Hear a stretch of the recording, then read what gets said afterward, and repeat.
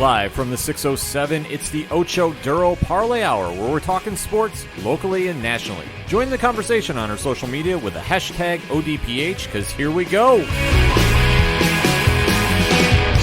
Instead of looking deep inside, every word I have to say, keep it simple. Welcome back for another edition of the ODPH podcast, better known as the Ocho Duro Parlay Hour. What is going on, everybody? Thank you so much for joining us this week. My name is Ken. I'm joining me for this illustrious panel. As always, you know him. He is the co-host. His name is Padawan J. Hello, hello, hello. And also joining us in studio, senior sports editor, your coach, my coach, the coach, back from the NBA lottery with a lot to say, but we're going to hold off on that just for a little bit longer. It's Coach Duffy. I am still not recovered from Thursday. I'm still angry.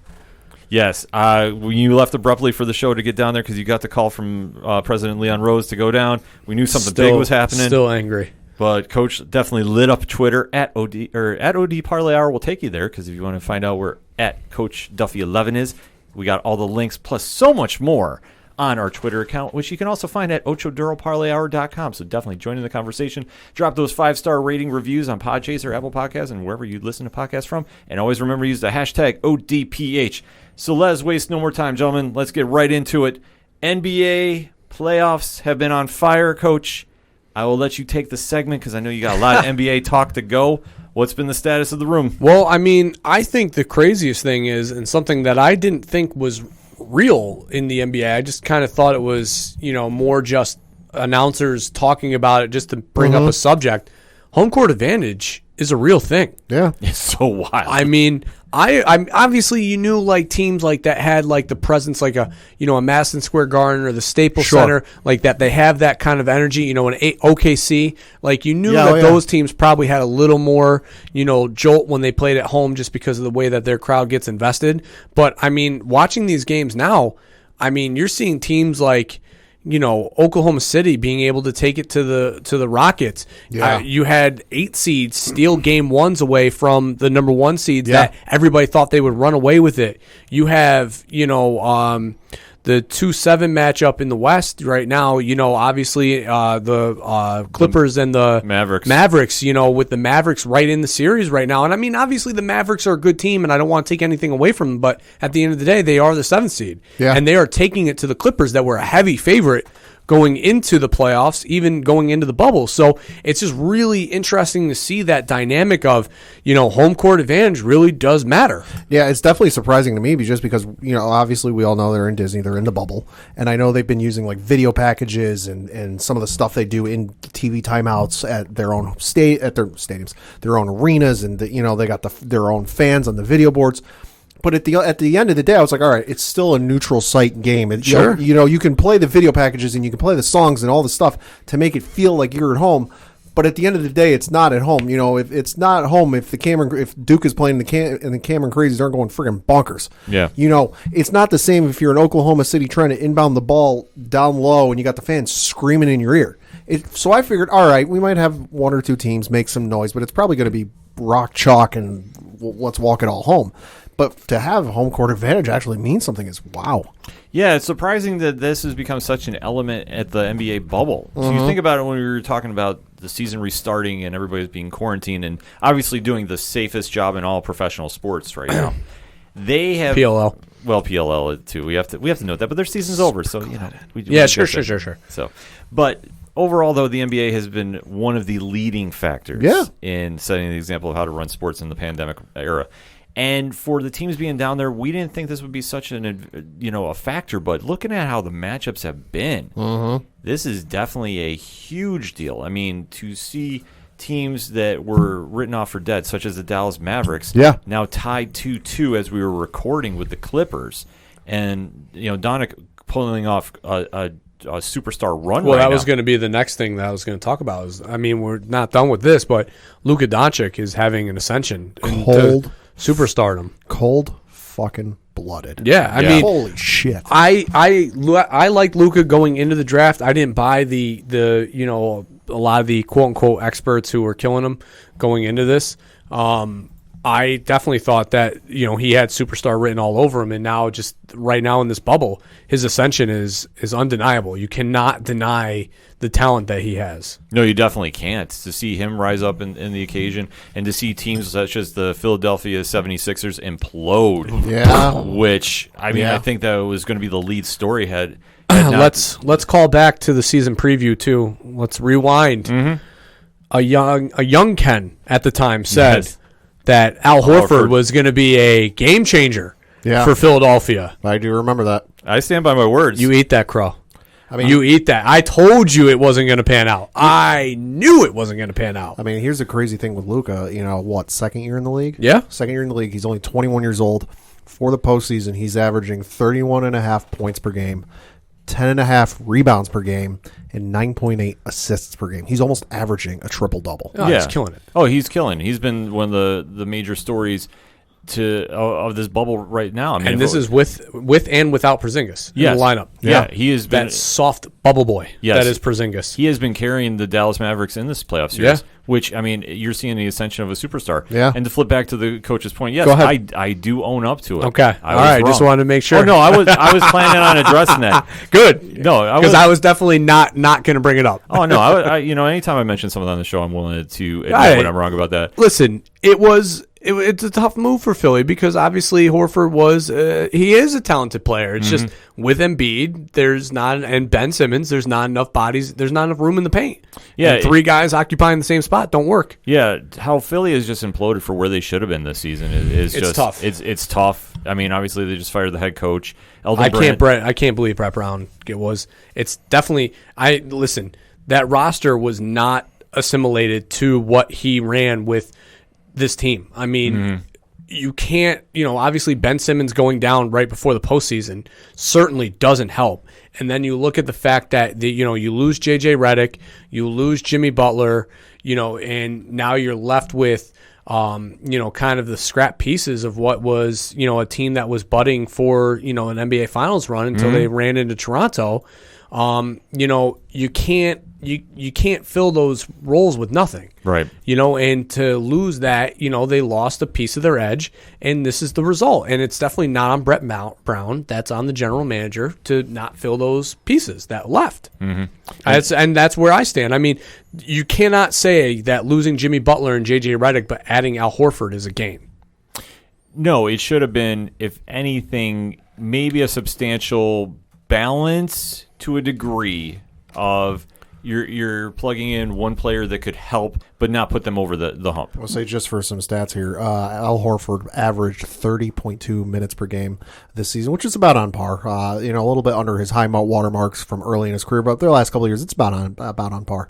11.9 points per game, 6.8 rebounds per game, and 4 assists per game. The problem was, and again, when they had Jimmy Butler, the lineup was Embiid, Tobias Harris at the 4, Butler, JJ Redick, and Simmons. That's dangerous because JJ Redick obviously stretches the floor, Jimmy Butler stretches the floor, and Tobias Harris, can stretch the floor. And now with Al Horford, you had Horford, Embiid, and Simmons all occupying the same space. Yeah. And then there's no shooting because Right. now JJ Redick's gone. So then you have fill in the blank playing the 2, and I know that they had an emergence of a rookie come on late. I can't remember his name; it's escaping me, but he played well down the stretch, especially in the bubble. Yeah. But then once, Ben Simmons went down and that dynamic playmaking was gone, now you're just left with Embiid, and that he unfortunately has shown that he cannot carry it by himself. He's not the franchise guy. He's not. He's a very good center. Very good center. Very good center. But in a world of let's play small ball, and stretch the floor, Simmons doesn't work unless, or Embiid doesn't work unless he's able to dominate in the paint. Yeah. And if you don't feed him, then that's going to be what happens. You look at what the Lakers are doing on the flip side of that by playing big against a small Portland team. They're not still trying to shoot threes against Portland. They are punishing them in the paint. Yeah. Just pounding the ball in the paint. That's the difference. If you're going to play big, you got to play big. No, I fully agree with you about that. And like I said, with the Horford experiment, And that's Brett Brown. Yeah. That's his problem. That's coaching. yeah, that's all mixing in together. Like I said, Horford, I thought would have been an adequate piece to help them. But when the rest of the team didn't adapt to the losses, Because he can shoot the 3. Yeah. He can. no, he can shoot. But when they don't do that and they don't change that offense up, you're not going to grow. You're going to stay stagnant. Right. And that's what caught him in the playoffs. I mean, Ben Simmons, like we said, how many three-pointers has he shot? Oh, that's right. Well, the over-under was set at 6. Yeah. And I was like, low-hanging fruit, take the over. Yeah. Not so fast, my friend. Exactly. When he doesn't evolve his game, all those young players did not really show involvement, in my opinion. Yeah, well, the one guy, again, the rookie, he had a very solid year as they went into the bubble, but that was it. Yeah, that was it. But when your superstars don't play well together. I'm looking at the roster. Shake Milton? Yes. Yeah, thank you. He, an emergence, played very well down the stretch in the bubble. Yeah, he's the only one who stepped up. Yes. Embiid didn't. No. Embiid. I don't. Embiid had his hands too busy, his hands in his face in his hands. Yeah, when you don't show that growth that you need to as a player, and you're considered the franchise of your team, you're going to get exposed real quick. And like I say, in comparison to where Doncic is with Dallas, Oh, yeah. Embiid, if you're going to be the head guy in Philly with such a rabid fan base, you need to step up and you need to produce wins. Well, that kind of makes me beg the question of, for years it's been trust the process, trust the process, trust the process. Philly fans have been trusting the process for quite a few years now, and it ain't really paid out all that well. Is it time to maybe stop trusting that process and come up with a different one? No, Yes. yeah, the move is it's Ben Simmons or Embiid's got to go. Yeah, one of them's That's gotta go. clear that this season has sent that message home. Yeah, they can't play together. No. They're just canceling each other out. And for the East, had they been this team in the Western Conference, Oh, they got eaten alive. they would have never even been near the playoffs. Well, No. to Coach's point about trading Embiid or Simmons, according to Philadelphia 76ers general manager Elton Brand, quote, "I'm not looking to trade Ben or Joel. I'm looking to complement them better. They are 24 and 26 years old, respectively. You try to make that fit as long as you can. They want to be here. They want to be with our organization, and I see them here for a long, long time." Yeah, I don't know how you make it work, though. You can't make it work at this stage. I'm sorry. It's not going to. And as a general manager, what's he supposed to say? Right. That's the thing. I mean, Yeah. that's a smokescreen answer if I've ever seen one.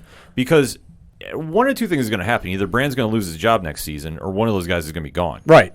There's not going to be both. I mean, the or rumor- one or the other. Brand will lose his job before they get rid of that. Before they get rid of them. The rumor that I've heard is that Golden State pick hanging 2 in front of Philly for Embiid is the rumor that I've read. That's a huge deal if they can swing that. And you know what? That's not a bad idea. at No, this it's stage. not. As wild as it sounds, I mean, we're going to get into the NBA draft a little later, but that's not a bad idea for Philly to do. No. I mean, because you'll still have a young player, though, come in and replace Embiid. And we just clearly shown, I mean, how long are you going to trust the process? Like Pad said, I agree. You have to hit a reset at some point. You've given this team enough time to grow in a weak conference. Well, I mean, they went all in last Yeah. year. Last year was the year. I mean, it's just they ran into Toronto and Kawhi Leonard. Yeah. I'll say Embiid's been in the league for 6 years now. He's 26 years old. He'll be, 27 around the time the league starts next year. He ain't got many more years left in front of him. I mean, people kill the Knicks for, some of the trades that they made, especially during the Melo era, trying to go all in, and, especially during the Ewing era, trying to go all in to get, maybe aging veterans who might have one leg left in their run to try and win a championship and, sacrifice the future. And that's kind of what Philly did. I mean, they didn't invest a huge amount in the Jimmy Butler trade, but, I mean, they lost Saric. They lost Covington, who's playing very well in Houston now and played very well in Minnesota, after the trade. So, you lose guys like that and you fill them in with one role of one person, Jimmy Butler, which absolutely makes sense. Then you make a huge trade for Tobias Harris. Landry Shamet, was the big part of that trade. Shamet's obviously playing very well in the Clippers. So you make that large trade and then you invest in these players to win now. And then when you don't win now and then you lose out on them in free agency for nothing, which what they did with Jimmy Butler, which what they did with Robert Covington, then you're left with, a scrambling, trying to, they had JJ Redick signed for a year and they let him go for free. And now you scramble to put Band-Aids on holes that, you need something a little bit stronger. I say for all the, crap and jokes that get made about the Knicks, and Lord knows there aren't enough, they make their issues, but at least they appear to have a plan and they know what they're doing. The biggest thing, at least from my amateur observation, is Philly never seems to have a fully fledged plan, and when it doesn't work, they never seem to go, hey, maybe we should switch this up. They haven't had a conference title since 2001. Yeah. Well, the difference is, too, is that Toronto did the same thing with Kawhi. They went all in on Kawhi, but they didn't trade core pieces that what made Toronto good. Yeah. Ibaka, they held off on trading Ibaka. They held off on putting Siakam in that trade, which is what San Antonio originally had asked for. Yeah. They held off on putting Fred VanVleet in any trade.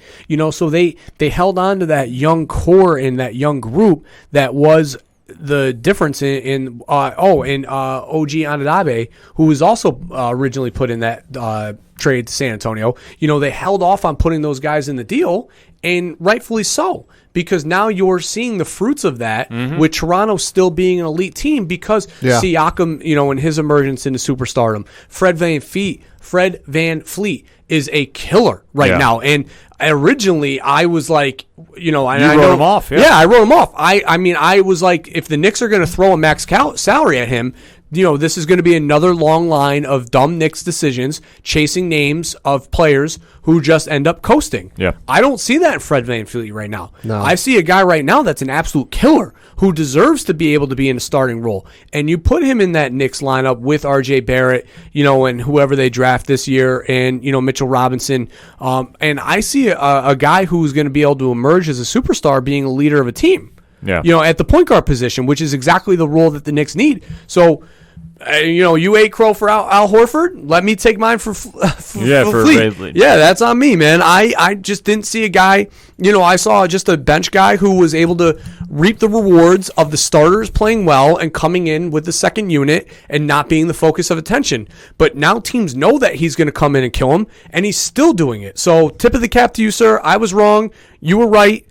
Please sign with the Knicks. That's all I got to say. But that's just how when you draft players, you never know how they're going to pan out. Oh, yeah. For how the Sixers are so hyped that the experiment has failed as of right now. It's one of the things that on paper it looks like it should work, but in reality, didn't work that way. No, but that's where you say you flip the coin to Dallas, and let's get back to that. Yeah. How much do you think? Because Adam Schefter pointed this out the other night after Doncic hit that game winner, and he shared a picture of the year that Doncic was drafted and how they flipped the trade with Atlanta, where they sent Trey Burke to Atlanta, and then Doncic went Trae to Young. Thank you. Went to Atlanta, and then Luka went to Dallas. How much do you think Atlanta's kicking themselves right now? I don't think Atlanta is at all. I don't think they're. So the thing with the Atlanta-Dallas trade is I think Dallas not appreciated, but can utilize Doncic's skills in their offensive sets differently than what a Trae Young would be, because Atlanta, their general manager is the former assistant general manager of Golden State, and his idea and goal was rebuilding Golden State 2.0. John Collins being, your Draymond Green, which is not what he's shaking out to be, but what they envisioned. Kevin Huerter being the Klay Thompson to, inevitably what they got in Trae Young, which was Steph Curry 2.0. Yeah. So I think that they, appreciated his skills differently. So the swap for Dallas was, hey, we know that teams are calling, we want to position ourselves to get, Doncic, and you appreciate Trae Young, so let's make this work out. And it was a perfect trade because both teams won. Yeah. It's just the difference is Dallas is winning right now because Doncic is at a higher level as far as overall skill than what Trae Young is. And completely, Dallas is a better team overall. Well, let's not also forget Dallas has got a thing for European forwards. The facts. Yeah, they utilize that. They love European forwards. Well, and that's just, that just goes to the organization and just being able to maximize these guys' talent. Yeah. Listen, the Porzingis trade, and I'm going to touch on this later. It is what it is with the Knicks.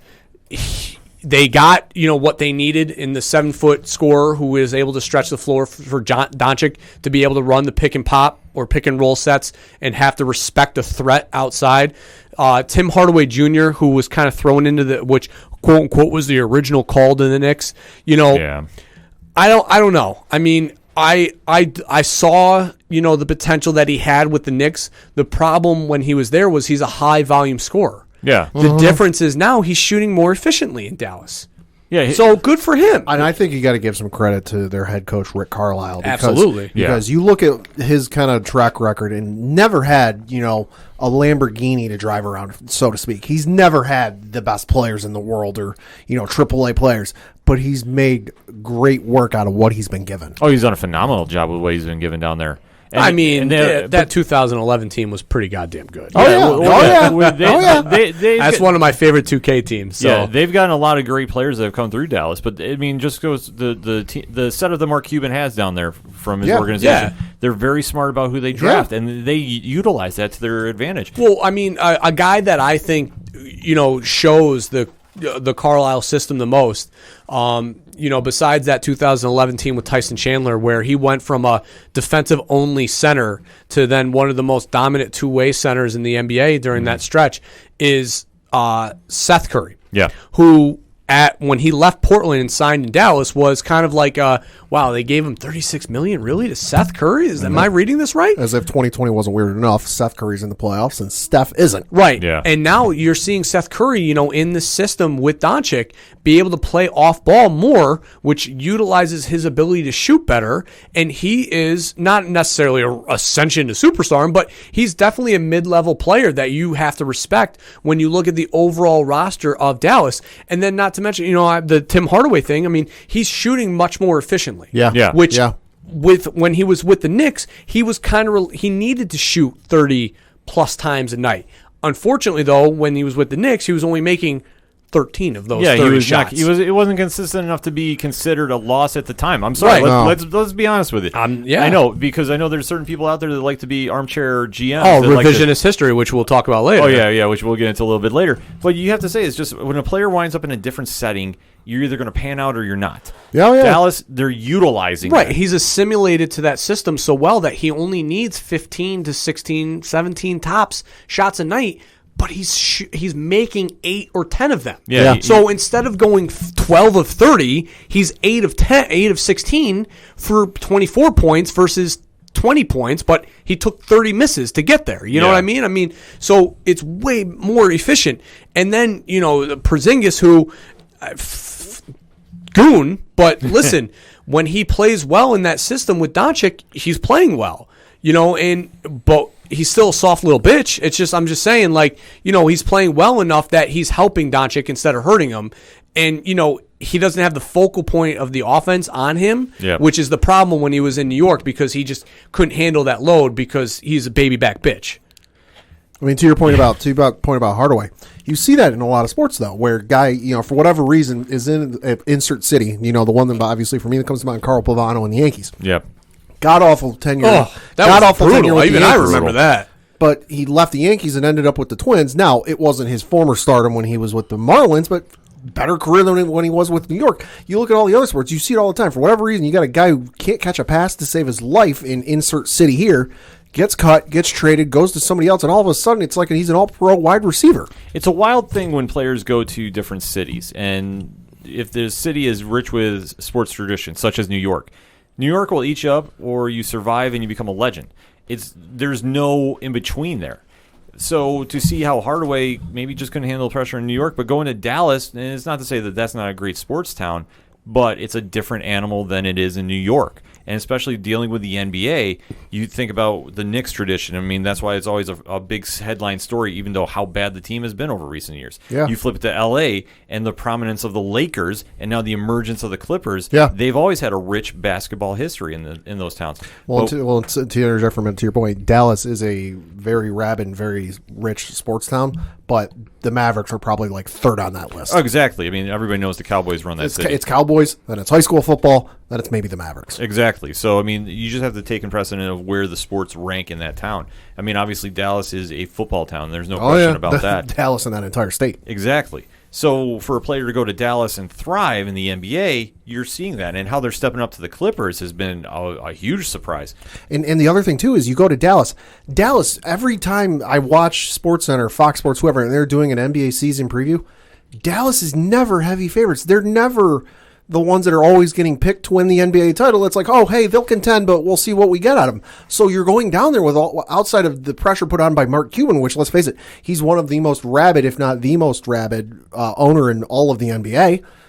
there's really no pressure from the fans. They're like, hey, you do well, awesome. If you don't, okay. Because before he took over, they were an afterthought. Yeah. Let's not forget, when he finally took that team over and made it into something where he got Dirk Nowitzki, you got Steve Nash for a while, he just re-energized that organization. So, well, he reinvested in his players. Yeah, and that's a smart thing to do. They'll sneak up on you. Yeah, I mean, and you're seeing that too now with the Clippers and their owner. Back to your coach's point about when they beat the Heat in the finals, who the hell saw that coming? Yeah, nobody did, but they showed what a veteran team could do when they played like a team, not a three-person team, which what the Heat had at the time. But to go with these playoffs, though, and seeing the emergence of Doncic, it has been just something to watch how he stepped up and embraced the spotlight, and now there is a serious threat that it's not going to be Clippers versus Lakers in the finals. I mean, the Lakers are doing what they're doing, and obviously with Damian Lillard not playing Game 5. Let's say, Charles Barkley, how's that 4-game sweep Portland was going to have looking for you? Yeah, how's that looking right now? Very, very abysmal. Yeah. So, I mean, the Lakers are in cruise control. Yeah, they're up 3-1. Yeah, the Jazz, they're up on the Nuggets, which that's kind of a surprise, I thought. Yeah. Especially with how that series started. Yeah. Because Denver looked dominant. But, I mean, the Jazz are a very good team, too. I mean, obviously, they have a ton of talent Denver's having a difficult time, kind of counteracting that. I obviously, Donovan Mitchell is another player that, can lead a team, and I was really hoping that the Gobert thing and him would just, continue to crumble, their relationship in the bubble. I think he's playing out of spite. Well, I don't know. I mean, I was hoping that I thought their relationship was going to continue to crumble, and then after the season, he was going to be like me or him, and they, would have traded him because they would have been a bigger market, and the Knicks would have, given them their top 3 pick that they should have had that fell to 8th, but that's, later on, or here nor there. But obviously my dreams fell through, and Donovan Mitchell's playing great, and so is Gobert, and they're playing well together. For right now, until they get further in the playoffs. I mean, listen, if you're getting along in the bubble, you're going to get along outside of the bubble. I mean, I hate to. I mean, listen, when you're spending 24/7 together, you don't have a choice. Winning is a great Band-Aid. That's also true. Winning is a great Band-Aid. Also, spending the better part of, what was it, like 4 months apart from each other also helps a lot. I mean, dude, you're locked in with these guys. Like, that's all you're seeing. So if they haven't, either come to some sort of like... They had an awkward conversation. Yeah, like if they haven't come to some sort of like, hey, let's put it on the line and this is what it is, and draw the line in the sand and come to some sort of agreement on terms, then they never would. And when you're faced to be locked in a hotel room with these guys for 3 months, right, you're going to work things out. I think they've worked things out, or at least come to some sort of agreement, because let's face it, the players, the media, and the press or whatever are all locked down in there together, so we would have heard something by now. Like, I mean, the only person that's still fearing for their life is J.R. Smith with LeBron. Yes. But that's because that's a big brother, little brother relationship that J.R. Smith wants none of that smoke. Just get I realize, given like in normal circumstances, if there was an issue, so then a quote unquote anonymous player might shoot a direct message to a reporter. The freaking bubble, they'll just go to the first reporter that comes to mind. Rachel Nichols is down there. They might go to Rachel Nichols' door and just slip a note under there going, hey, they hate each other. Yeah, I mean, it's just something that obviously teams are stepping up and they're doing what they need to do down there. And like I said, Utah, like Mitchell, I think he's playing out of spite. I think he's just like, I want to get done with the season. I'm going to show you how great we can be and turn this season into something, which, like I said, they're sneaking up on the Nuggets. That's a huge deal. I mean, that's not even talking about OKC. Yeah. Who, Chris Paul, I mean, everybody wrote that off. Yeah. He's going to the abyss. He's going to finish out his career in no man's land. Right off into the sunset. Right off into the sunset. And instead, it has been the exact opposite. He has got this young Thunder team playing, with passion and fire that, and they're rallying behind him, because that the OKC, especially with all the trades that they've made, going against Westbrook, going against Harden, a lot of those guys are former teammates. That they're trying to rally behind Chris Paul, and it's showing. Steven Adams, especially, I saw that interaction last night where he jawed a little bit at Russ. Yeah, which, I mean, you're seeing that they're really just going after this, and they know that they want to definitely say, hey, don't write us off, because the series is currently tied 2-2. Yeah, which is, I think, what we did previewing the season. Oh, absolutely. Well, I mean, I definitely didn't think that Chris Paul is a point guard. I mean, it's the NBA. It's not college. Point guards in college basketball can make or break you, because you either have a steady hand like, Greg Paulus at Duke for years, who might not have been the best basketball player in the world, but he was serviceable enough that he could lead that team and put them in a position to succeed. Point guards can change college basketball. Point guards in the NBA are just afterthoughts. Yeah, or dime a dozen. And Chris Paul has shown that, point guards can make a change in the NBA because he's playing at an elite level that, if there was an all-NBA bubble team, he would be, if not on my second team, maybe even my first. Yeah, no, he's played lights out and definitely is playing with a mission, too, because I think for the points we just brought up, he was written off. Oklahoma City was written off. It was definitely a lottery pick at best.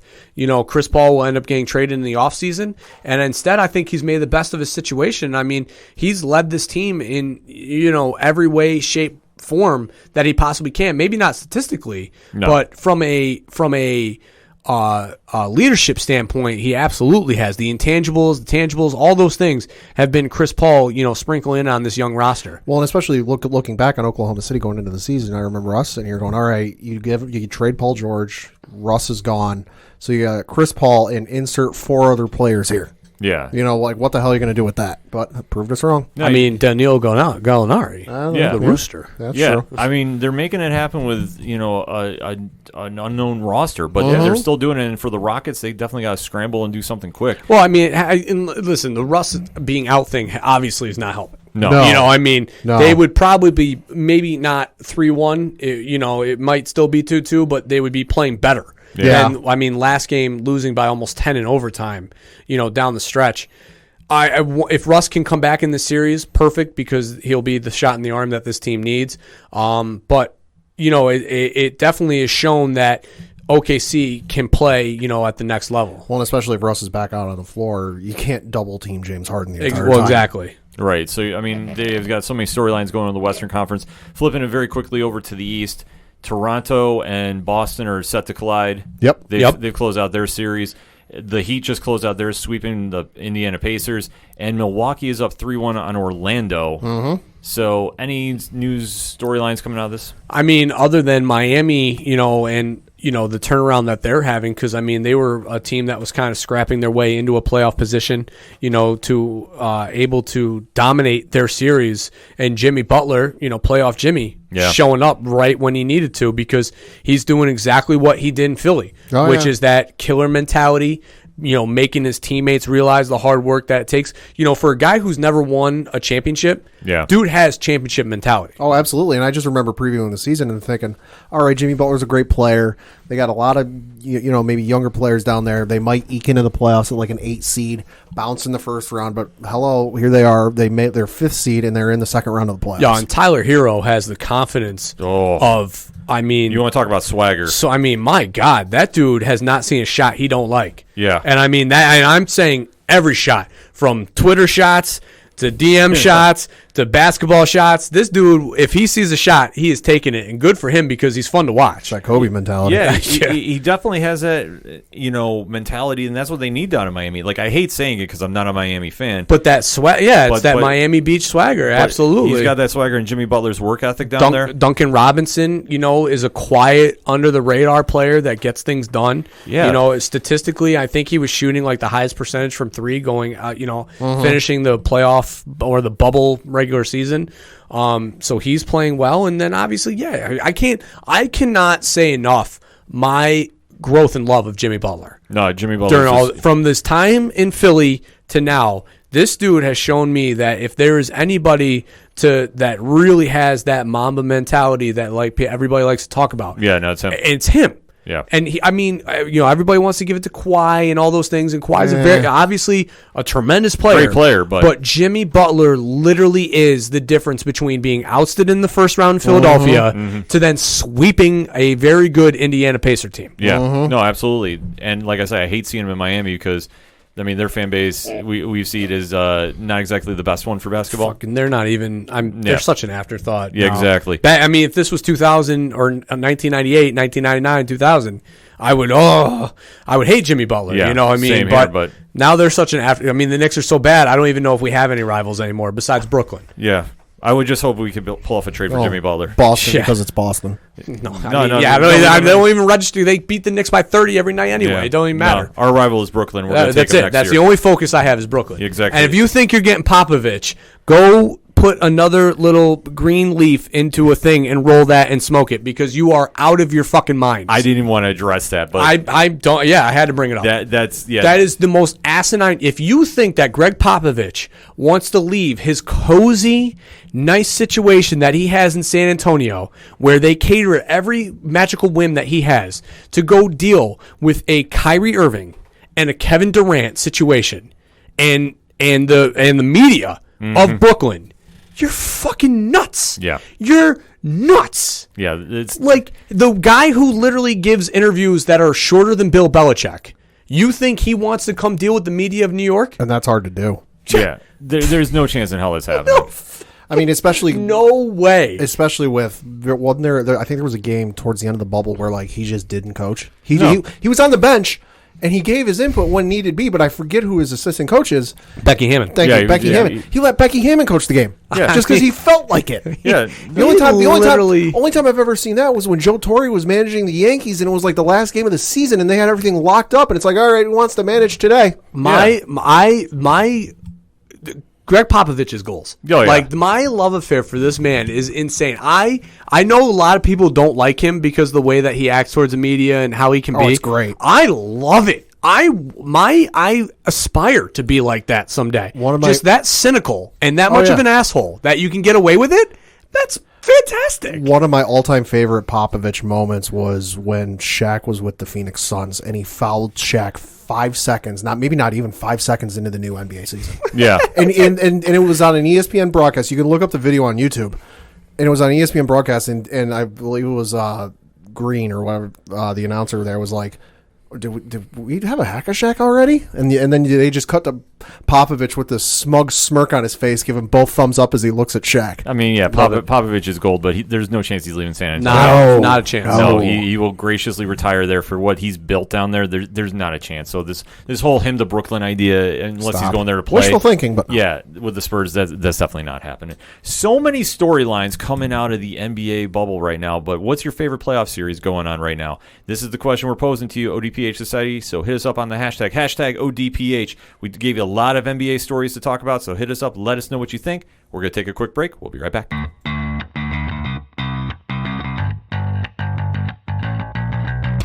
Hey, this is Liz, Hey, this is Heather, and we are Nerdy Bitches Podcast. a show where two geeky ladies podcast their way through pop culture. From movies and TV to our regular book club and everything in between, we bring you our favorite fandoms with a feminine eye.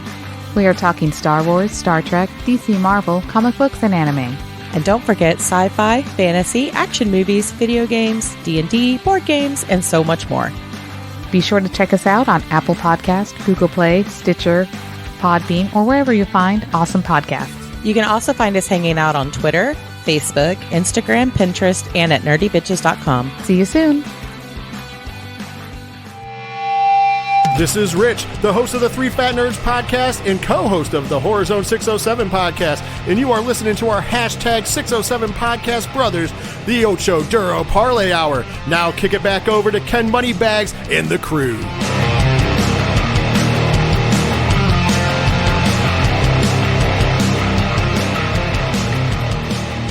Coming back for segment number 2 on this edition of the ODPH podcast, and time to run the ropes. It's pro wrestling talk here on the Ocho Duro Parlay Hour. Lot to recap from the land of the WWE this past weekend. If you were following us on twitch.tv/607podcast, and you should be following it. If you're not, just do it right now.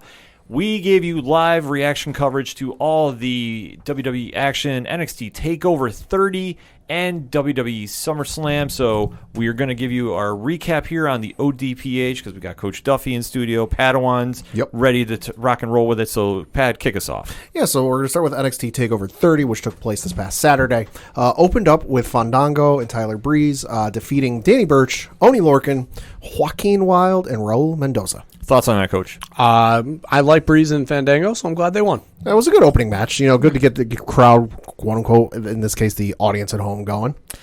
I am such a Danny Burch and Oni Lorcan fan. I was sad, but I was also happy to see Fandango win because, I mean, it's the number 1 tag team contender title, ranking. So interesting to see that they got it. So we'll see where they kind of go with that. Yeah. After that was Finn Balor defeating Timothy Thatcher.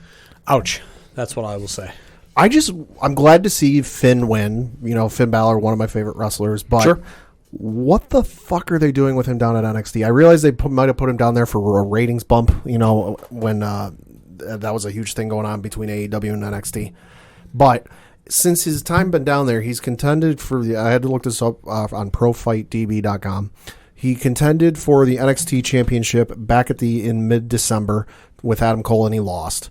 Then, you know, he defeated Keith Lee for the North American Championship, but it was a disqualification, so no title change. You know, and then he was in the ladder match for the contendership for the North American Championship at TakeOver and didn't get anything. So what the fuck are they doing with him?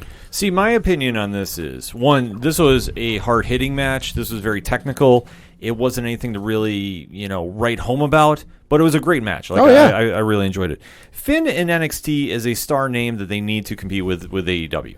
That's why he's down there. Sure. Well, and I can't also help but think, if you think back to one of the early episodes of Corey Graves' After the Bell podcast, if you listen to that, where I think the first interview he did was with Triple H, and he was talking about, and this was right when they were announcing the 3 shows were going against each other at Survivor Series. And one of the things Triple H said on that podcast is, this is going to be, you know, we're all on the same level now. You might see guys going from Raw or SmackDown down to NXT. You know, if they don't have anything for you on Raw or SmackDown, we'll take you for 6 months or whatever it is. Figure out a program for you, and we'll use you until it's your time to go back up. I can't help but wonder now if he wasn't talking about Finn. Where I fully think it was. Where he took time off. Obviously, he got married, in case you didn't know. Got married, did the whole honeymoon thing. Re-debuted on NXT and has since done nothing. I can't help but wonder if he wasn't the case Triple H was talking about, where they didn't have anything for him on the main roster. Vince didn't know what to do, so Triple H said, "Hey, we'll take him for maybe 8-9 months or whatever it ends up being, and then he'll go back up."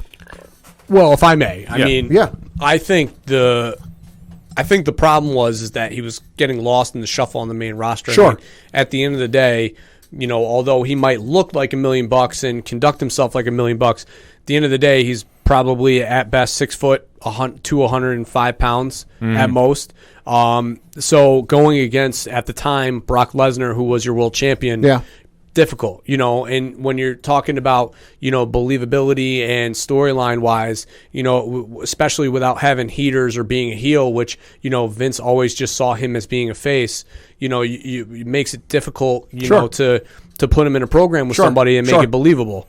So on the flip side of that, putting him in NXT, putting him against guys like Gargano, Ciampa, Cole, you know, it makes for great matches. It makes for great storytelling. It makes for great storylines. So I think part of it was, you know, and maybe Triple H and Vince is seeing the bigger picture of, you know, where can we put this guy that fits? Then on top of it, you put him in the fact that it's a name going up against AEW that helps a ton. You know, that carries some brand name value. But then the problem is, and like you guys have been alluding to, they just haven't done anything with him. He's been so up and down in NXT that it's like, you know, they haven't found a spot for him. You know what I mean? It's awkward. And he was white hot at the start. You know, he came back. The heel. He turned heel. The Undisputed Era tried to get him to join them, but then he did the Bullet Club. Teasing the guns. Yeah. And maybe they'll do something with that. And that never turned to fruition. I will say, I'm glad they turned him heel, because don't get me wrong, you know, face Finn Balor isn't the worst thing in the world, but like after a while, the bright smiling, "Hey guys, how you doing?" kind of thing got old on me. Well, the one thing you got to remember too is with the pandemic, they could not do the big pay-per-view match they wanted to with Walter. Albeit though, they did announce that NXT UK is coming back September 17th. I want to say. And they were teasing a little Walter situation going on. Yeah, sure. So I think that they were just biding time with him down there. Well, I mean, but here's the problem though too, is that the tease of the the guns. Well, you know, you don't have any. He doesn't have any heaters with him.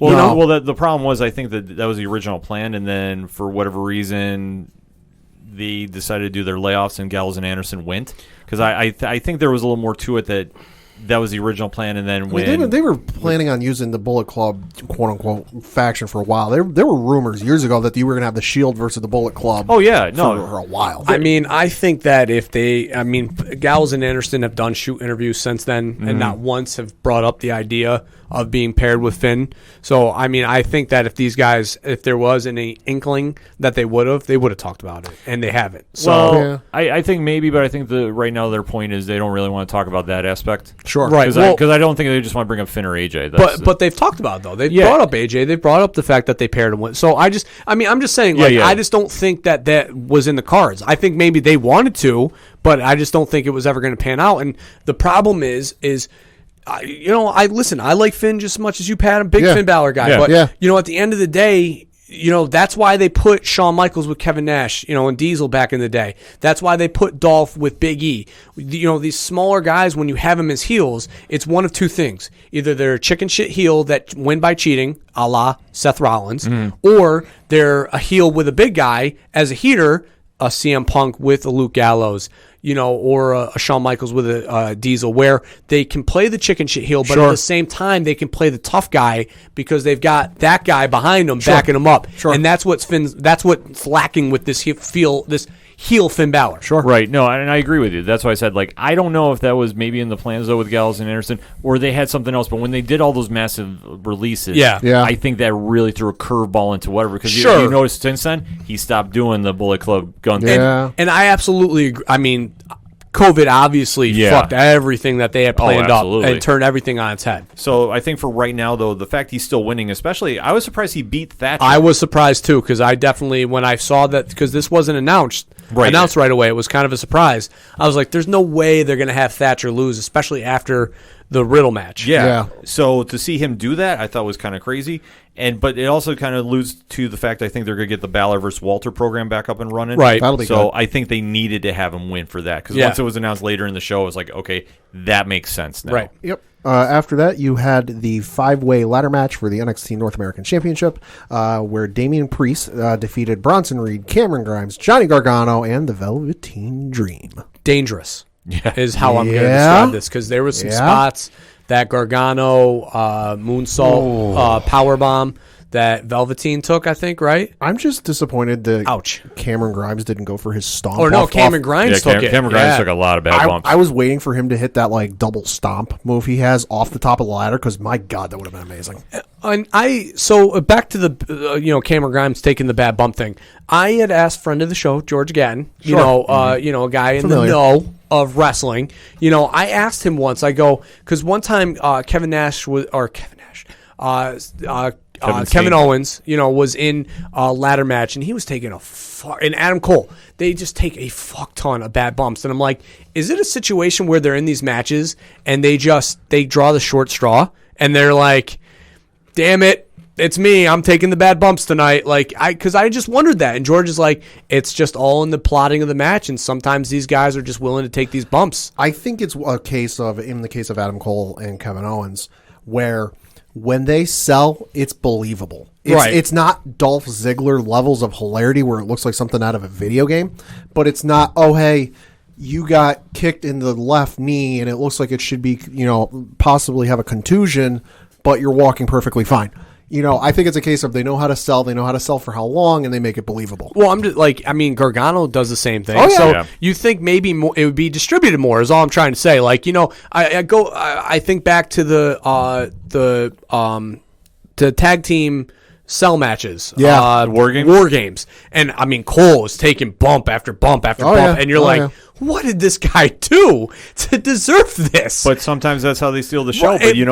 But not only just that, but they're willing to do it. That's what I mean. Yeah, and so obviously Bronson Reed was willing to take these moves. Ultimately, ouch, that one, like I said, the powerbomb. Yikes. The powerbomb was a little crazy. Gargano took a real bad one. Oh, man, he almost tucked his head just in the nick of time. And especially, too, from the match he had prior on Wednesday where he came straight down on his head. I thought he broke his neck. Well, and what was it? Bronson Reed came down on top of him with Candace draped all over him. Yeah. Which I'm glad that I think we were all thinking that he was going to rotate and Candace was going to come down on top of Johnny. Thank God that didn't happen. Yeah, no, that's what I thought was going to happen. He's going to Darby Allin coffin drop him. I will say, back to the selling point, my last point about this. I love Johnny and I love Adam Cole selling. The only thing I don't like when they sell is there's always that one moment when they're in a long match or they're selling a bunch where they're lying on the ground, their arms are half tucked under their body, and they got that cross-eyed look on their face, and it's all right, they're overdoing it here a little bit. Yeah. Yeah, but it was a great match overall. Yeah. I like the fact, Damian Priest? Damian Priest being able to play the tall guy. You know, there was the one camera shot where I think it was Velveteen Dream or maybe it was Gargano was almost at the top, and the camera angle was like really zoomed in, and then all of a sudden you just saw, you know, Priest's head emerge, like almost as if he was standing straight up, and then you saw like the look of, oh my God, I've been caught. You know, like that's fun. That's just good storytelling. And I thought, you know, Gargano looked great in the match as the heel. He was awesome playing that up. And I just overall, and Priest winning, definitely Priest the winning. Right direction. Absolutely. I saw Bronson also a couple times. I was like, oh, he's got this. You know, he's going to win this, and then, you know, got caught, and then somebody else knocked him off the ladder. But it was really, really overall, for a match that's been done a million times, was fresh, and it felt good. Also, greatest finger point photo with Triple H and Damian Priest. My God. In history, if you haven't seen that, look that picture up. And also, Joey Janela just continues to lose. Yeah. Look that up. Yeah. We'll talk about that at another point. Going on the card, though, probably the most hyped up match of the night, very polarizing amongst the panel. Yeah. Adam Cole, Baby. versus Pat McAfee. Wow. Good for Pat McAfee, man. Dude went in there and just obviously had been putting in work, training, bumping, you know, learning the ropes, so to speak. Sure. Because the dude went on and put a solid match together. I'll say possibly the best debut for a non-wrestler. I was just going to say, for a celebrity match, Yeah. he really, really went all in. Because I'll admit, you know, I was kind of invested just because I'm familiar with McAfee. I like watching some of his videos, and I like Adam Cole. He's probably, next to Finn Balor, my second favorite wrestler on NXT. I was kind of like, all right, we'll see how this goes.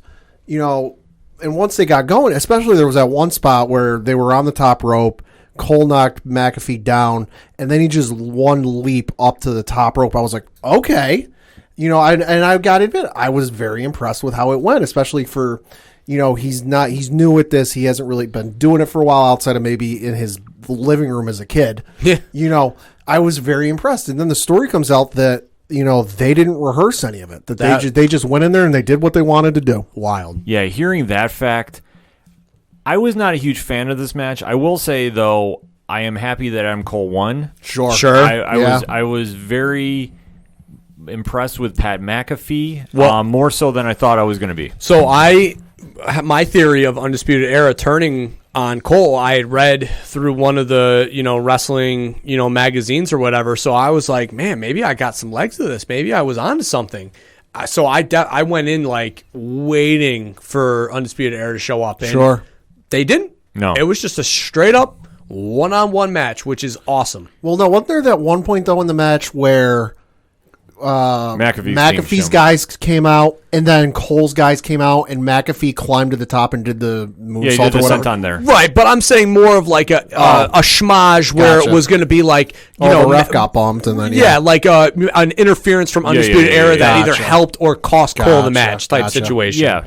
Like I said, for overall, like this didn't do anything for me. It was very forgettable. It was better than I thought it was going but to it was better. But it was better than I thought it was. The gonna be. dude took Panama Sunrise. Yeah. Yeah. I mean, talk about like not pushing the needle for you. I mean, Ken, the guy took a fucking bump that like. I don't think there'd be any other celebrity coming in for their first match that would see a highlight of that move and be like, "Yeah, I'm willing to do that." No, Yeah. and which like I said, I'll give him credit for. Like, Okay. I was more impressed hearing that he didn't do this when they rehearsal. Mm-hmm. I think that's the one thing that kind of stuck out. But it's also something that I'll take away from it too, because we did mention this on the live stream. Sure. The match went too long. Yes. Way too long. Agreed. According to ProFightDB.com, 16 minutes and 12 seconds. Yeah, like it went way Yeah. too long for a guy that's never wrestled before against a guy that was an NXT champion alone for over a year plus. Sure. That was kind of the only thing I was like, Yeah. why is this lasting Yeah. so long? But I understand why. Like I said, didn't really write anything home for me about it, but I get it. And if McAfee's going to wrestle from here on out, okay, let's see where we go. Yeah, from it's here. definitely going to lead to more from him in the WWE. All right. After that was the NXT Women's Championship match where Io Shirai defended her belt by defeating Dakota Kai. Not going to lie, I did not catch this one because I went to the bathroom. All right. Well, I did catch this one. This was It was okay. okay. Timing was off though a little bit though. Yeah. For this, Yeah. like they Yeah. were. It wasn't as crisp as it should have been. Yeah. I nothing against the two competitors because I do like both of them. I think Dakota Kai has been amazing as a heel. Yeah. Shirai is always great. But this one it felt off. No, this certainly wasn't I had to go because it was a women's match situation. Right. It was either I go now or I'm going to be in an uncomfortable position later on. You know what I'm saying? So I went now. No, very good match. I like Shirai and I like Dakota. And it's like we said on the show. Was it too early for Dakota to be in this position? Probably. But, I mean, what else do they have on that roster right now to put in against Shirai? Yeah, no, a very good match. I will say I think Io Shirai is one of, if not the best heel female on the Raw in WWE. Her as a heel is just awesome. Yeah, since she's changed her character, she's been great. Does the best moonsault in all the business. I will say her last entrance music with what the heck was the girl? Poppy. That entrance music was better. Yeah. So this one, though, like I say, pretty easy, straightforward. And where they're going to go from this, I don't know if they're teasing Ripley or I know Rich's take from 3FN is Mercedes Martinez. That's the Mercedes Martinez seems more likely just because who did Ripley have a stare down with? I thought it was Shirai she came out at. No, Ripley had a stare down with whoever Dakota comes out with. Oh, Raquel Gonzalez. Yeah, Ripley had a stare down with her. It was either on NXT or it was during that show. Ripley had a stare down. I think that's where Ripley's going next. Yeah, like I said, I wouldn't doubt though down the line we get Shirai and Ripley one more time. Yep. And then to the main event. For the NXT Championship, you had Keith Lee defending his belt against Karrion Kross. But surprise, surprise, surprise, Karrion Kross defeated Keith Lee to become your new NXT champion. Yeah, I mean, like we said on the show that I feel like most of us said that we feel like Keith Lee is going to show up on Raw or had a feeling that he was going to be there. And if he lost, then that was going to be the definitive direction. Yeah, I mean, what can you say? Karrion Kross obviously has been built up to be an absolute killer, so you can't have him lose clean or in any real way outside of a schmaz, then or hurt take the chances of hurting his character. So yeah, I mean, pretty straightforward, decent match, not very long. Yeah. I mean, according to ProFightDB.com, 21 minutes and 50 seconds. God, really did not feel that. Which would make it by about 30 seconds the longest match of the night. Man, it did not feel long Did not at feel all. like it. It felt very short. It was 30 and I'm rounding here. The ladder match was 21 minutes and 23 seconds. See, the ladder match felt longer to me. Yeah, it felt way longer. I remember watching the ladder match being like, damn, this is getting some time. And then watching the main event being like, what the fuck happened? Yeah, well, I think the entire pacing of that main event, like I said, I thought it started off strong. They were really going after each other, and then they slowed down, and they really slowed down, like a lot of rest holds. Well, that was probably post the potential injury. Yeah, Karrion Kross did separate his shoulder, as we're reading reports. He's saying he's not going to miss any time. Which is nuts. Yeah. I mean, that put Finn on the shelf for 9 months. Yeah, so I don't, well, I mean, he's champ right now, so who knows what's going to happen. Cause obviously when he pulled off the win, and it just felt like how the match ended too was just like, wait, did that happen? Yeah, it was a surreal moment. My reaction was, oh, okay. Yeah, like it wasn't like I know we mentioned this on the stream too. It wasn't like the Brock Lesnar being Undertaker streak moment. No, where we were like gasping, but it was like, wait, did it just end? Well, I mean, Keith Lee's been built up as such, the world beater. You know, I mean, like nothing was going to take him down, and then all of a sudden, his first title defense. And he's taken down. Now, obviously, he's a superstar in the waiting. Oh, yeah. And obviously being put into a program with Randy Orton, the next night on Raw shows the investment that they've made in him. However, this loss on NXT in his first title defense clean, with nothing, from Scarlett. Yeah. Interesting. It was an interesting take on it. Like I said, I was really just lackluster, didn't do anything for me. The fact Keith Lee got beat, and it almost seemed too easily, which I understand if you're trying to put over Cross, but it didn't come across that way. No, it didn't. It didn't come off it did not come off at all in that way. No, it just felt very lackluster, very I thought Keith Lee got injured when it ended like that. I was like, wait, what? My problem is like, if you're gonna for Keith Lee, to then put him on Monday, wouldn't it have made more sense just to throw the fucking kitchen sink at him and have Scarlett interfere a shit ton to the point where he's distracted, and then all of a sudden Karrion Kross hits his finisher, and it's still his finisher is just a goddamn backbreaker. So it's like. Yes, okay, it would, or back suplex. Yes, it would have been a bad look on Keith Lee to lose clean to the backbreaker or the, back suplex. But at the same time, Karrion Kross, this strong, bull, able to lift Keith Lee up and hit him with his finisher. Yeah. Oh my God, so it would have worked on both ends. It would have worked on both ends, but I think what they wanted to do is just have a finite end. Yeah. That I think that there was any Right, they didn't want to lead any to potential, Keith Lee might get a rematch.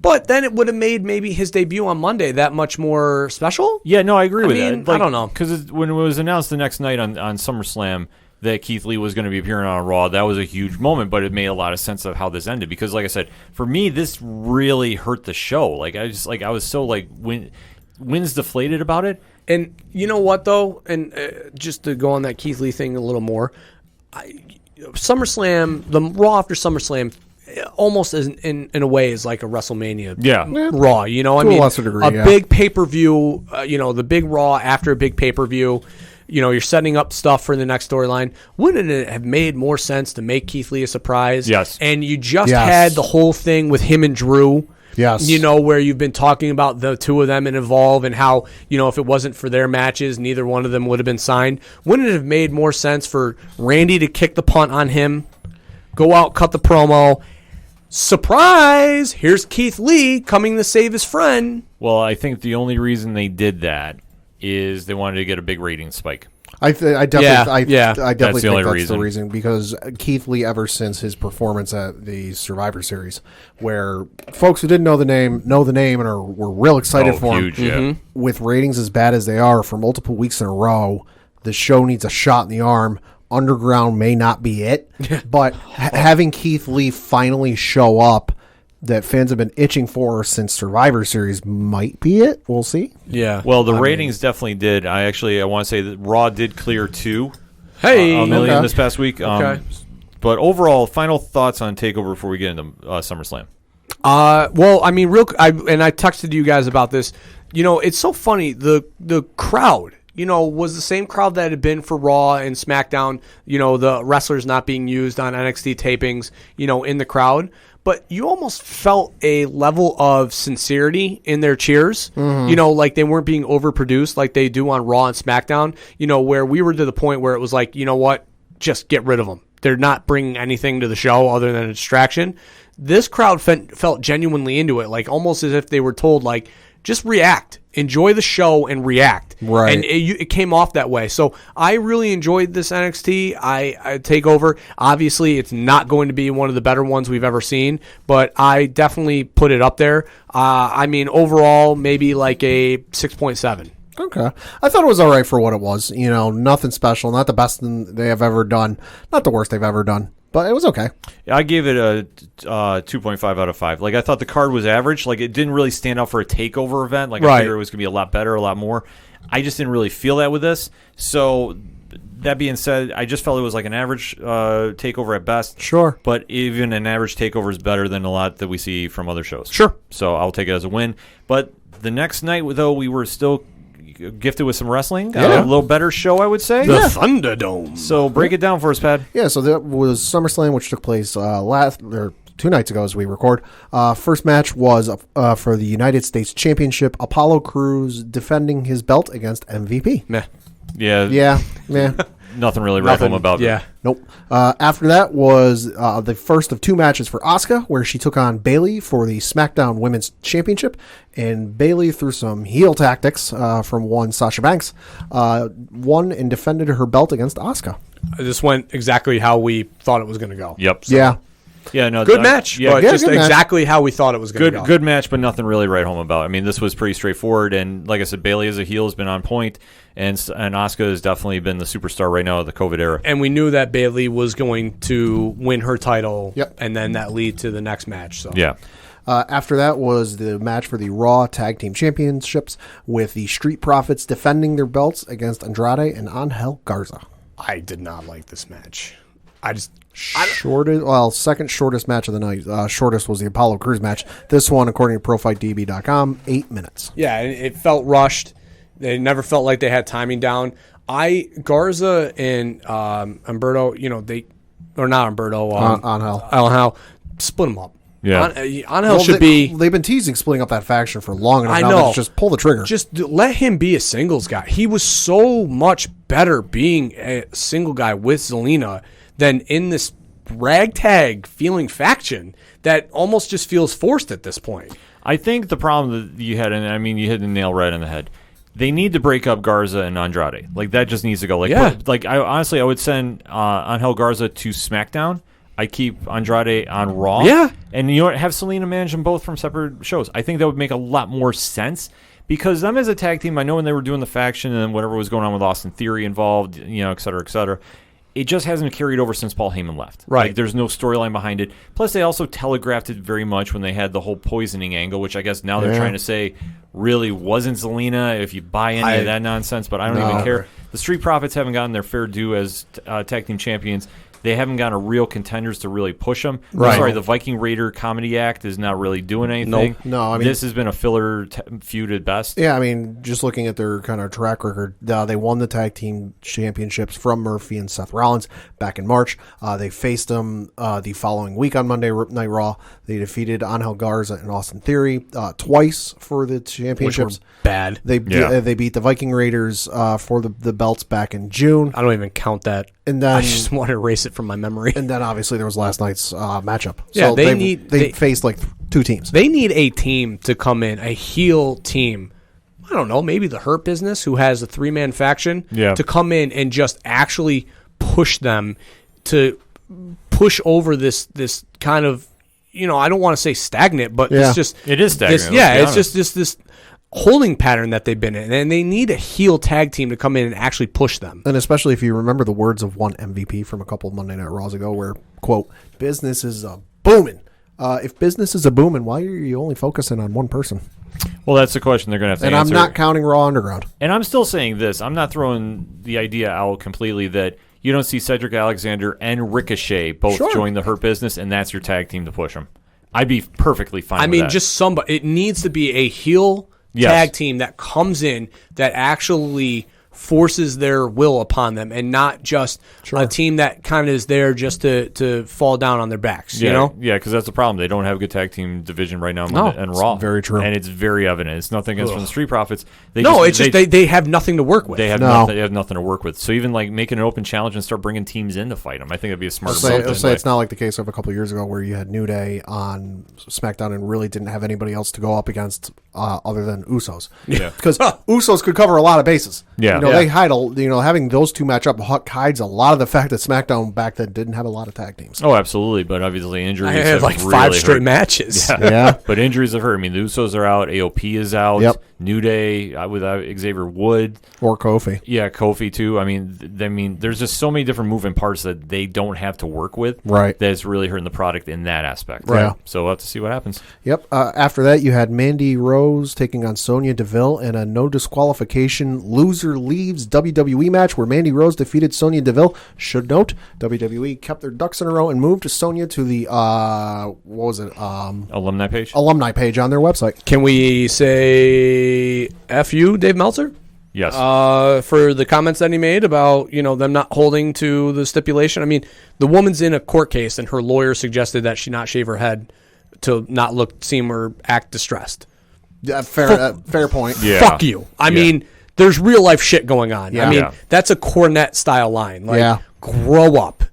I mean, I don't care that the stipulation won't stick. I'd much rather her be feeling confident and secure in her court case outside of the wrestling ring than have to deal with that in the aftermath. Well, so the match was what it was, and the right person won, and Otis came out and they celebrated and did the whole thing. Great.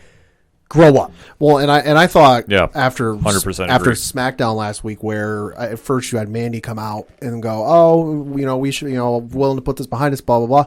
I was like, okay, given current circumstances, they're going to write this match off of the card, Which also would have been perfectly fine. fine. I'm seeing this highlight, going, totally get that, totally understand it, given what she's just gone through.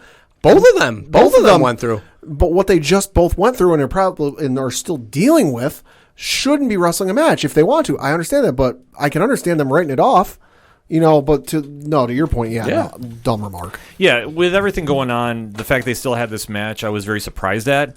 And they did give it its all. Good for them though to continue in the match. I bet you it was probably a sense of normalcy that they both desperately needed. Yeah, I mean the only thing though, Mandy Rose definitely looked like she struggled in the street fight area. Yeah, I mean obviously with the whole table setting up, that was kind of off, and her V-trigger knees, which she usually nails, like that's her strong suit, was off completely. Otis also needs to get her to work on her worm dance at the end. Oh, yeah, that was not great. She was a little brutal in it, but you know what? The match did what it had to. Obviously Sonya's got to take care of some business outside of the ring. Yep. I am fully expecting her to come back. I mean, the rumor is, she's not completely done with wrestling, which there was some rumor going around about that she was done completely. Yeah. No, it's like she's put on some of her best work as of late. Like, it's one of the bright spots on SmackDown, and trust me, there isn't a lot to write home about SmackDown. Some of her promos have been absolute. I mean, of the women's division, her promos have been some of the better ones that have been in this last year. Yeah. So obviously she's got to take some time away to go handle some legal business, and we wish her the best with that too. Yeah. Listen, get home straight first, and then come back. Yeah, come back. Time away can do you wonders. Yeah, and I know this was posted. I can't remember what Twitter account said. Don't be too surprised if she comes back at the Royal Rumble and wins the thing. And I said, you know what? I'd be perfectly fine with that. Sounds good to me. She comes back and kicks somebody's fucking ass. I'm down with that. Yeah. I'm a big fan of Sonya Deville.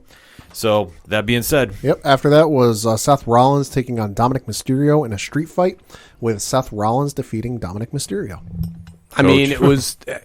I don't know what really to say. I mean, it was a street fight for a reason, or no DQ match for a reason. So, they could kind of protect Dominic's, lack of prevalence in the ring. Yeah. For being his first time in a, huge match like that, the kid held his own. Mm-hmm. He hit a really good looking frog splash, which came out of nowhere. Yeah. I mean, you can't forget, this is the first. I mean, obviously, he's probably worked outside, with his dad, and probably did some stuff with Steph going into this. Sure. But I mean, the dude worked his first match at SummerSlam. How many other people can say that their first match was one of the big 4 pay-per-views? Exactly. And carried their own, good for him. I say not the best match in the world, but it was a great match, especially on Dominic's end of things, where this was, to our knowledge, his first professional wrestling match. And WWE did a great job of pairing him with Seth Rollins, which was probably one of the best choices to pair him with. Correct. Because for a lot of faults and a lot of mistakes Dominic might make, Seth can cover them in spades. Yeah. And Seth can make anybody look like $1 million goddamn dollars. That being said, Dominic, great job. I don't understand why the hell they kept hyping the hell out of, it's been 15 years since Dominic was on SummerSlam and his dad was fighting for his custody. Like, okay, we get it happened, but do you got to keep harping on the damn thing? Well, because, they wanted to tie back to that. Yeah. And a lot of this it's the 15-year anniversary of that match, so they were trying to bring back that 05 SummerSlam. Something to wrestle with Bruce Pritchard. Yeah. That was this episode. Sure. This past week was 05 SummerSlam. Sure. I just move Seth on. I don't need it. I mean, first off, great ring attire, Seth. Yes. That was top shelf. That was good. That was real good. That was good. Mysterio Halloween Havoc. Yep. Yeah, that's awesome. But let's move him on. I was kind of mildly interested in the match, but I wasn't real invested in it. They kept cutting back to his mom backstage, and I'm like, she's coming out at some point. And when she came out, I was like, oh, okay, this is going to get interesting. Yeah, it definitely was interesting to see all the factors involved. And I mean, the match was what it was. Dominic, for a debut, not the worst match ever. No, it was very good. Definitely held his own, but Seth Rollins does make up for a lot. Yeah. So I know they've kind of extended the feud a little bit going into Monday night. Hopefully it's a quick one and done for for Payback. I'm almost wondering, though, are they set up for Dominic versus Ray? I know that's... why not? I just got this odd feeling that's... Sure. See, I thought they might, because they had the backstage interview where Dominic was like, hey, don't interfere. Don't interfere. Yeah. And then during the match, they kept going back to that. Don't. Yeah. I thought at some point Ray was going to interfere, help Dominic win, and then Dominic was going to get pissed at him and then set up for a match down the road. But they didn't. No, I wouldn't be surprised at all if it's some sort of situation that you see them at WrestleMania going against each other. Could be. Could definitely see that happening. Yeah. So. Yep. After that was Asuka in the second of her 2 matches, this time taking on Sasha Banks for the Raw Women's Championship, and she defeated Sasha via submission. This was, I think, one of the best matches of the night. Yeah. I'll say hands down. I mean, Asuka and Sasha have always done great work, and this was no surprise here. No. Definitely the right call to make to have an Asuka win, take the belt back to Raw. very back and forth, very good pacing. Like I said, very little, to critique about it. I would say it was wrong. I mean, again, we saw Bayley winning and then Sasha losing because Bayley didn't help. So this just goes along in that storyline that will inevitably lead to Sasha and Bayley wrestling at, fill in the blank big pay-per-view. Yeah. Looks like Sasha continues her streak of winning, which is fucking nuts. Winning the championship and then immediately losing it on her next defense. Yeah, so I just don't get that. But, I don't get it either, but you know what it is. It is what it is. Yeah, it's just part of it's just one a of little those weird wrestling. Yeah, it's one of those weird things that everybody lost in their hometown but Punk. It's just one of those things. It's true. Yeah. Yep. After that, for your co-main event of the night, it was for the WWE Championship. You had Drew McIntyre defeating Randy Orton. Coach, your thoughts on this? So I actually really liked this because it kept Randy strong. Yeah. The backslide finish, after the missed boot, I thought was fresh. I really liked it. It gave something for Randy to, hey, listen, you snuck one on me. You're not going to do this again. And it gave Drew an aspect of, I'm smart. I'm just smart. I'm smarter than you. I thought ahead. I was quick on my feet and I caught you.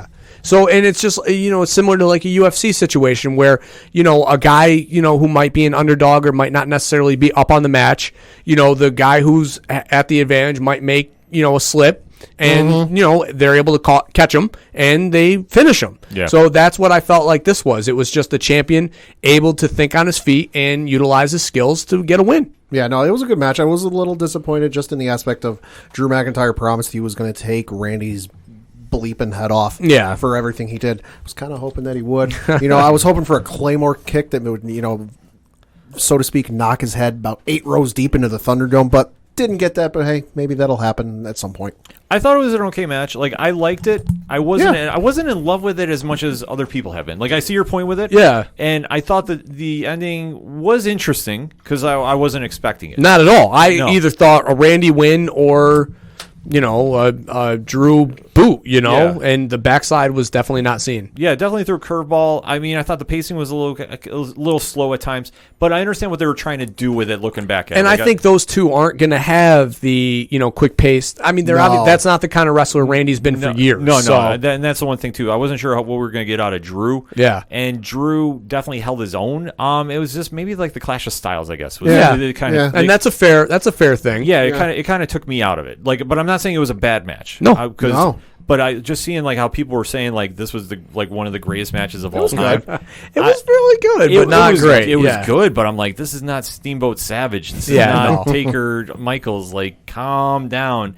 And I think the thing is that it really caught people by surprise for, obviously the finish and the fact that, a lot of people just pegged Randy to win because the message boards and the writers had said that they're setting up for Randy versus Edge at WrestleMania, and that didn't happen. So I think a lot of people were thrown off by that and, had a solid match together. It's just, again, the styles clash. I mean, Drew needs to be working with, if not, a bigger guy like Brock, it needs to be a Seth Rollins style guy who can take bumps for him or Dolph, who can take bumps for him and make him look like $1 million. Yeah. But when you put him in there with Randy, who's not going to bump around, who's not going to sell a ton, it doesn't look good. No, it definitely didn't. Like I said, it was just the aesthetics for it. Like I said, it wasn't a bad match. It's not like I don't want anybody thinking that. But for me, like, I wasn't as blown away by it as a lot of other people. Like, I thought I was like, all right, well, this was okay. Yeah. So, but still retaining was a surprise. Yeah. And for the main event, you had Braun Strowman taking on Bray Wyatt for the Universal Championship in a Falls Count Anywhere match. And you had Bray win to become your new Universal Champion. You want to talk about slow plotting and style clashing and pace setting. There was one silver lining to two maybe silver linings to this match. The second of which I'm sure we'll get to in a minute. The first of which there was no red light. Yeah, they've stopped doing the red light, thank God. Yeah. I don't think they could with the Thunderdome. That's true. Knowing Vince, they'd find a way. Yeah. Well, I don't think they can because I was also thinking about this too. Was during the laser, when people have lasers that shoot around or spotlights, you saw that they changed the Thunderdome videos from the crowd to the Titantron, because I don't think if the camera would, or if the laser would have shot into that screen, what it would have either done to the person at home or the video board itself. So you saw that they kind of did some workarounds, which I'm glad no red light. I don't know if it had anything to do with the fans at home, because I saw a video today which was from somebody who was fortunate enough to be said person on the video board. And there's audio of the director telling them to cheer because Drew McIntyre is coming out. It looked like a regular television shot that they were. From the quick clip I saw, it will look like your standard television shot. Just they were being recorded because of a Zoom call, however they set it up. I don't know how it is. I didn't know if there was some technological thing that if the laser would have hit the screen, like it would have, I don't think so. Blind their eyes or some bullshit. I don't know. Yeah, no, but this whole match is garbage. I'm sorry. I'm not a fan of this feud. I am very vocal about this. For Bray, I'm glad he won the belt. Hopefully this is done for Braun. Braun can go do something else, storyline wise, and I think they're setting up for it after this coming payback. Or pay-per-view, but the silver lining, though, Pat, I'll let you take this one. Yeah, so the silver lining is after the match is all said and done with, Bray's kind of kneeling there, standing there, whatever he's doing. Out of nowhere comes this individual dressed in all black, and oh my God, who is this? Oh my God, it's Roman Reigns. Roman Reigns came back, speared the hell out of Bray Wyatt, went to the outside the ring, started beating the hell out of Braun Strowman and saying, "You're not a monster without me. I made you what you are." And then went back in the ring and beat the hell out of Bray Wyatt and basically said, "Oh, I'm not." I forget what he said to Bray. I think he said, "You're not the champ. I am." Yeah, you're not the champ. I am. You're like, "Oh, you can't handle the pressure," or something to that effect. So Roman's back.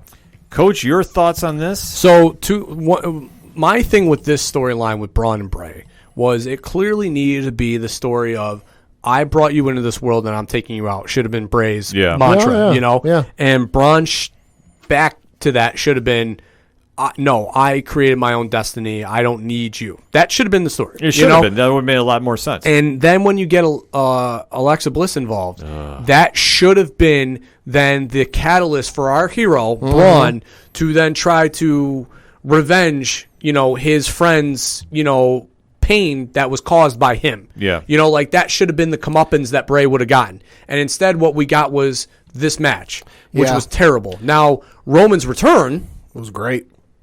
Pretty heelish. Though. It reminded me back, I forget what year it was, but it was the TLC match where he beat the holy hell out of Sheamus and Triple H.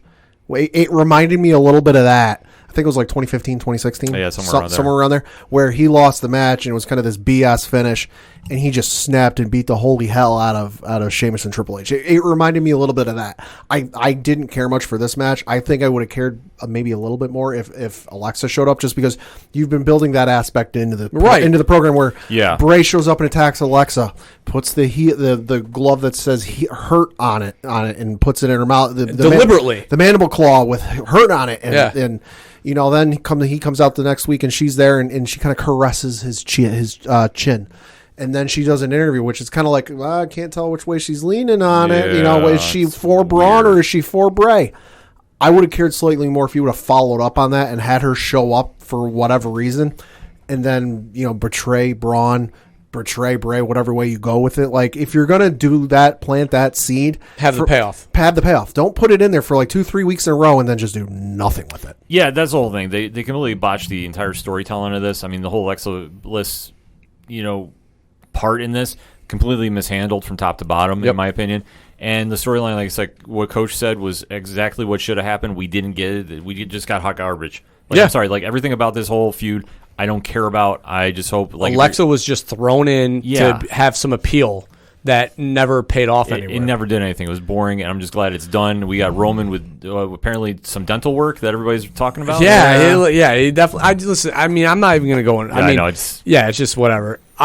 My thing with Roman is that he came back, and for him to go after Braun the way that he did, which Braun has been the babyface champion for so long, and he's played up the babyface, he's played up the vulnerability, he's done all that, and has looked solid as a babyface, way more than we probably thought Braun could originally have done. For Roman to go after and deliberately attack him and beat him to bloody pulp, with that chair, not very nice, mister. No. Not very nice. Definitely something that you should have gone and sat in timeout for. Oh, great new shirt from Roman, though. Wreck everyone and leave. Yeah, Oh, so I love it. I mean, if this is going to be a Roman that maybe has an edge to him, I'm all for it because, I mean, obviously up until the, COVID and stuff, it was John Cena 2.0, which everybody's talked about. Very vanilla, very, OP, super overpowered, never had to lose, all this stuff.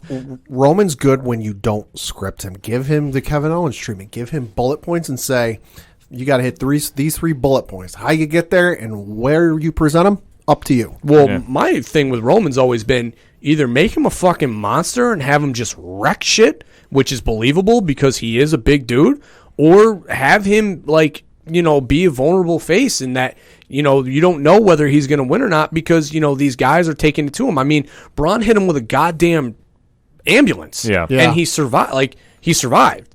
You can't have that stuff. You got to have him be one or the other. And if you're going to have him overpowered, then you got to have him wrecking shit. Yeah, exactly. Give him kind of like a Batman complex where he's got a line he won't cross, but he'll do what needs to be done. Batman will beat the holy hell out of a person if that means getting done what needs to be done. Give Roman the same thing, just take away that line he won't cross. Exactly. There's a line Roman will cross, but you got to really cross it to do it. Otherwise, have him come in, I'm going to do what I want, when I want, and you can't stop me. Fully agree with that. I mean, they definitely need to do something with Roman, but this is a step in the right direction. We'll find out this Sunday at Payback how it plays out. Or this Friday. Or this Friday on SmackDown, too. Either way, we're going to see a new Roman. So let's see. Hopefully it's one of the best that we've seen. Yeah. And let's sum this tally up. Recap of Raw quick. What stood out? I would say Keith Lee debuting. Changing the music. Yep, changing the music and his outfit. I thought was why break it if it's not fixed? I mean, we don't necessarily know that that's going to be the gear moving forward. That might have just been for the promo sake. Hopefully, yeah. Well, and we know the music changes just because they hate having anybody sing a wrestler's theme song, i.e. Shinsuke Nakamura. Yeah, so we'll have to kind of see if it sticks. I could see the fans really asking for it to come back, so who knows. But he's placing a great feud with Randy Orton. I know a lot of people were mad about the finish, but they're doing a slow build for that. They did not bring him up on the main roster to have him sit on the sidelines, and especially he's got a big profile match for Payback that's going to probably arguably main event on next Sunday. So I just want to see if there's a way Randy can go in, get put into a spirit bomb, and then midair twist into an RKO. That'd be dope. That'd crack top 5 RKOs. That would definitely happen. Yeah. But other than that, I would say Raw was pretty Cookie cutter. Yeah, I mean, I didn't see much out of it. No, Raw Underground, they had a chance to really do something with Lashley versus Dolph Ziggler, but it wound up having Lashley throw him through the crowd into a wall.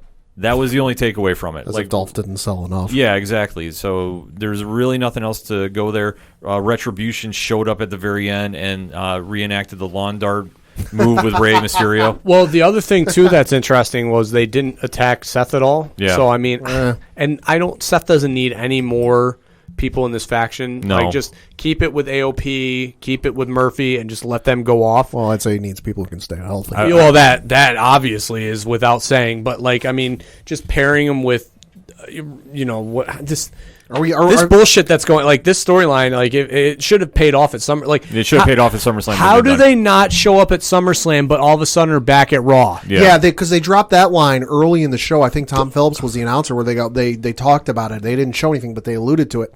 And they go, "Oh, we beefed up security for da-da-da." I'm like, "Oh, so they're showing up." Yeah, and then nothing happened. It was a pointless segment. I mean, albeit though, I did figure out one of the members of Retribution was Donovan Dijak.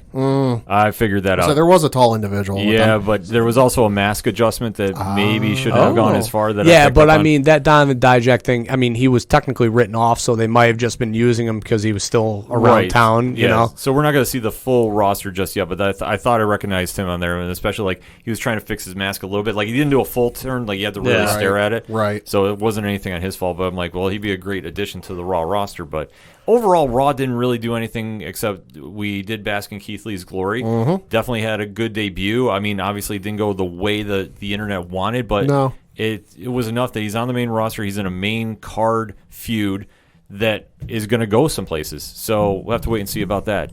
But hit us up on that hashtag ODPH. We gave a lot of wrestling to talk about. So let us know what you thought about NXT TakeOver. Let us know what you thought about WWE SummerSlam. And let us know what you thought about Monday Night Raw. We definitely want to have that conversation. We're going to take a quick break. We'll be right back. I'm Harrison. And I'm Jordan. And we're the Grief Bringer Podcast. Why don't I want to play any of these games? Fun! Comedy, gaming, and movies. I was going to say 2 kids in a trench coat, but it's going to be 2 men in a moth suit. All I've got is the image of you putting a net over him. Jordan, bigger net! Dr. Salvador? No, the guy with the bag on his head. If I tell you a name, just agree. Yes. Could have been like, man with bag on his head. Sarah. Yes. Right, it's me. I'm back. My beard's gone. Look how short his face is. Fucking stop it. Tiny face! It looks like if a tumor had legs. Yeah, it does. It's real gross and big hands. Yeah. Do you reckon you could kill it? I reckon I could. Not you personally, but Well, yeah. you said you think I could kill it. Don't fucking laugh, help me. Me tit. No, you're right. Yeah, you can't say tip. Bashed me tit.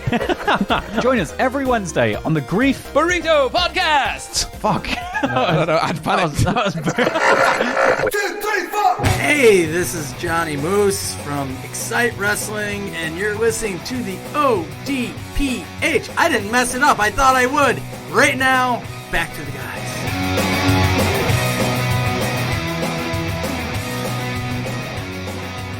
Coming back for the final segment on this edition of the ODPH podcast, and we got to kick off with the local minutes. Yeah. Feels good to say that. Yes.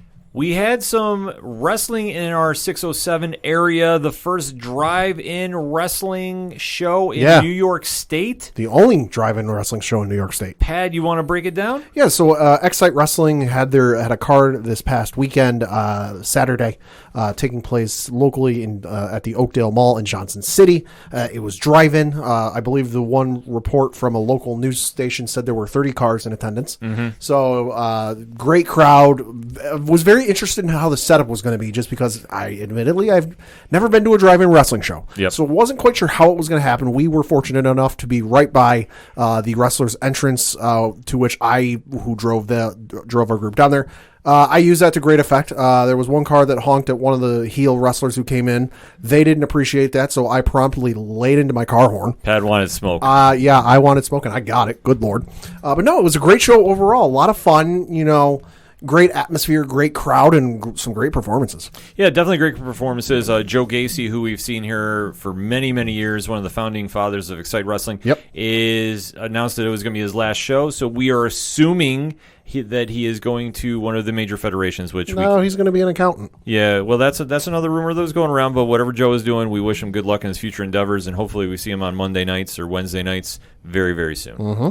But that wasn't the only major news for the 607. No, it wasn't. Coach, what you got? The Binghamton Bulldogs made a very big announcement with their announcement of joining the East Coast Basketball League, the ECBL, for this upcoming 2021 season. And they will be starting their season, I believe, starts now in January and runs till April.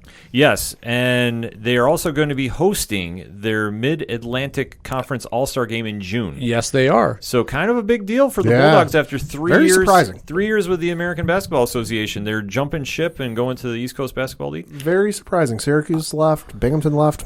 I mean, I'm not sure what's going on, but very surprising. There had been rumblings a long time of dissatisfaction, of the league and how it was handled. Gotcha. I mean, the ECBL plays more of, I guess you can call it traditional basketball. Yeah, it's more the NBA style, more right? NBA rules.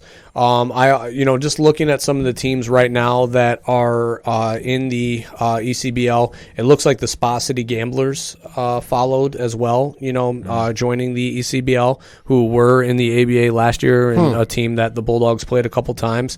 So it'll be very interesting. I mean, you're definitely going to miss those Syracuse games, regardless. And I mean, they weren't going to happen next year anyway, because Syracuse had left to join another basketball organization, league. So it's definitely disappointing that those two teams.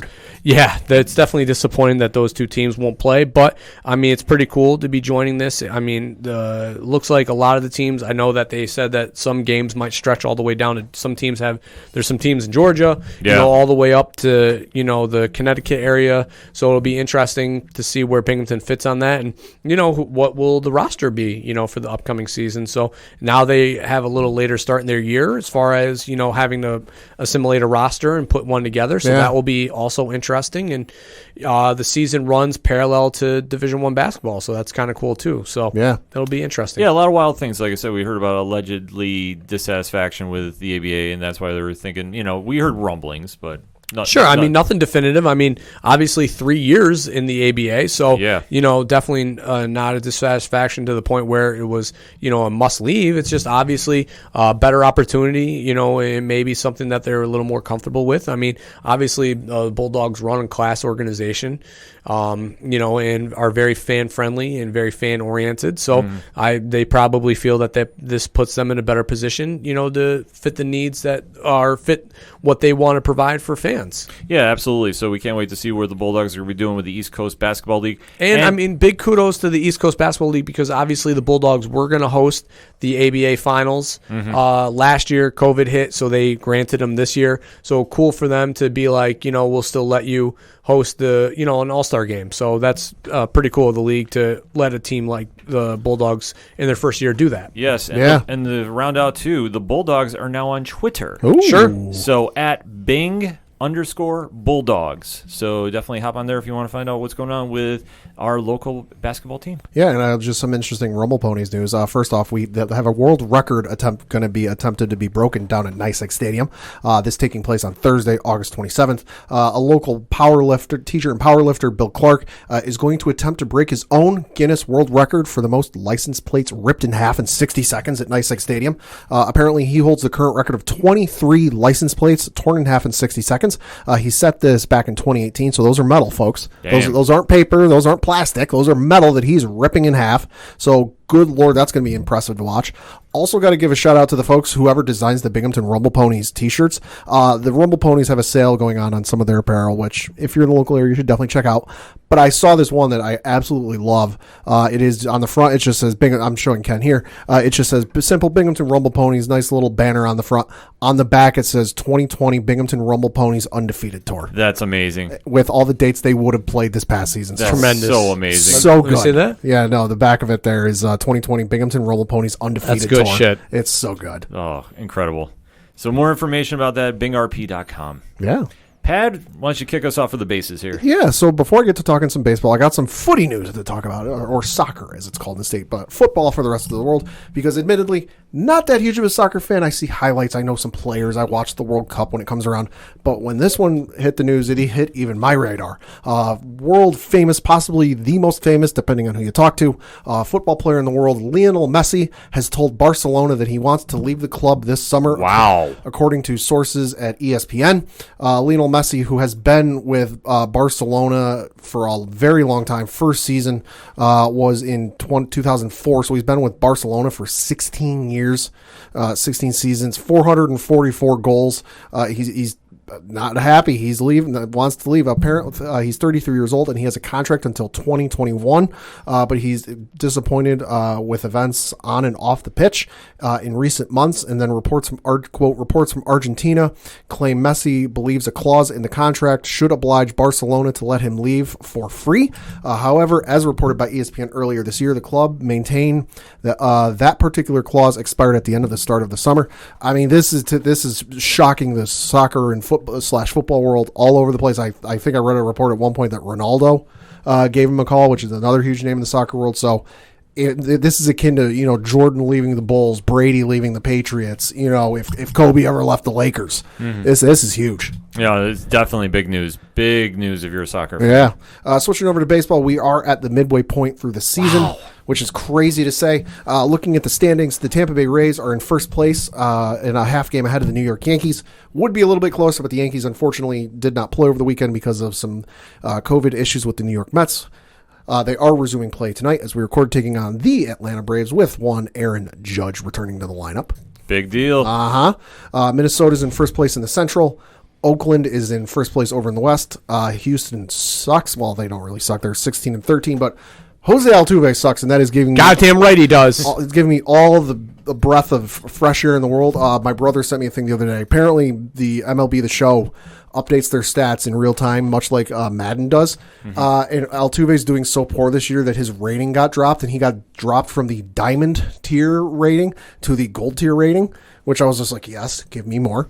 Out in the National League, the Atlanta Braves are in first place over in the East. The Chicago Cubs are over in first place in the Central. And then the LA Dodgers are in first place over in the West.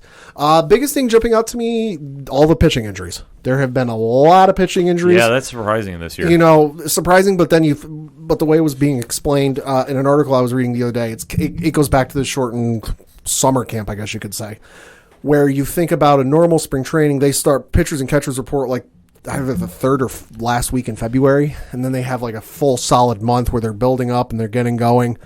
They only got like half of that, and then they had to stop, and then they had like a 2-week restart, and then they're going back at it again. So it's going back to that. So going to be interesting to see how things go for the rest of the year with pitchers, because I know they're a hot commodity with the trade deadline approaching. You know, going to be very interesting to see. Also of note, the pettiness of Zach Greinke. If you're not aware, Zach Greinke has been found on footage of broadcasts telling the batter what's coming, like holding up a sign, like what he's going to throw, and they still can't hit it. And just the pettiness is just insane. That's wild. Yeah, it should be an interesting second half of the season. Yeah, hopefully the Yankees stay a little more healthy. Yes. And definitely some fun baseball to watch as we go down the stretch. It's so weird to say at this point, but obviously we live in a pandemic era. Yep. Coach, I know you've been waiting all show to talk about this. The floor is yours. Well, the NBA draft lottery happened, and once again, the Knicks were hosed. Should we give a disclaimer? Yeah. The thoughts, views, opinions of that of Coach Duffy do not reflect the ODPH in any way, shape, or form. Listener discretion is advised. The draft lottery was held, and the Knicks were hosed again, just like time and time again. The Knicks had the position or the potential to land in the 6th spot, I believe. Okay. And fell to 8th. Hey.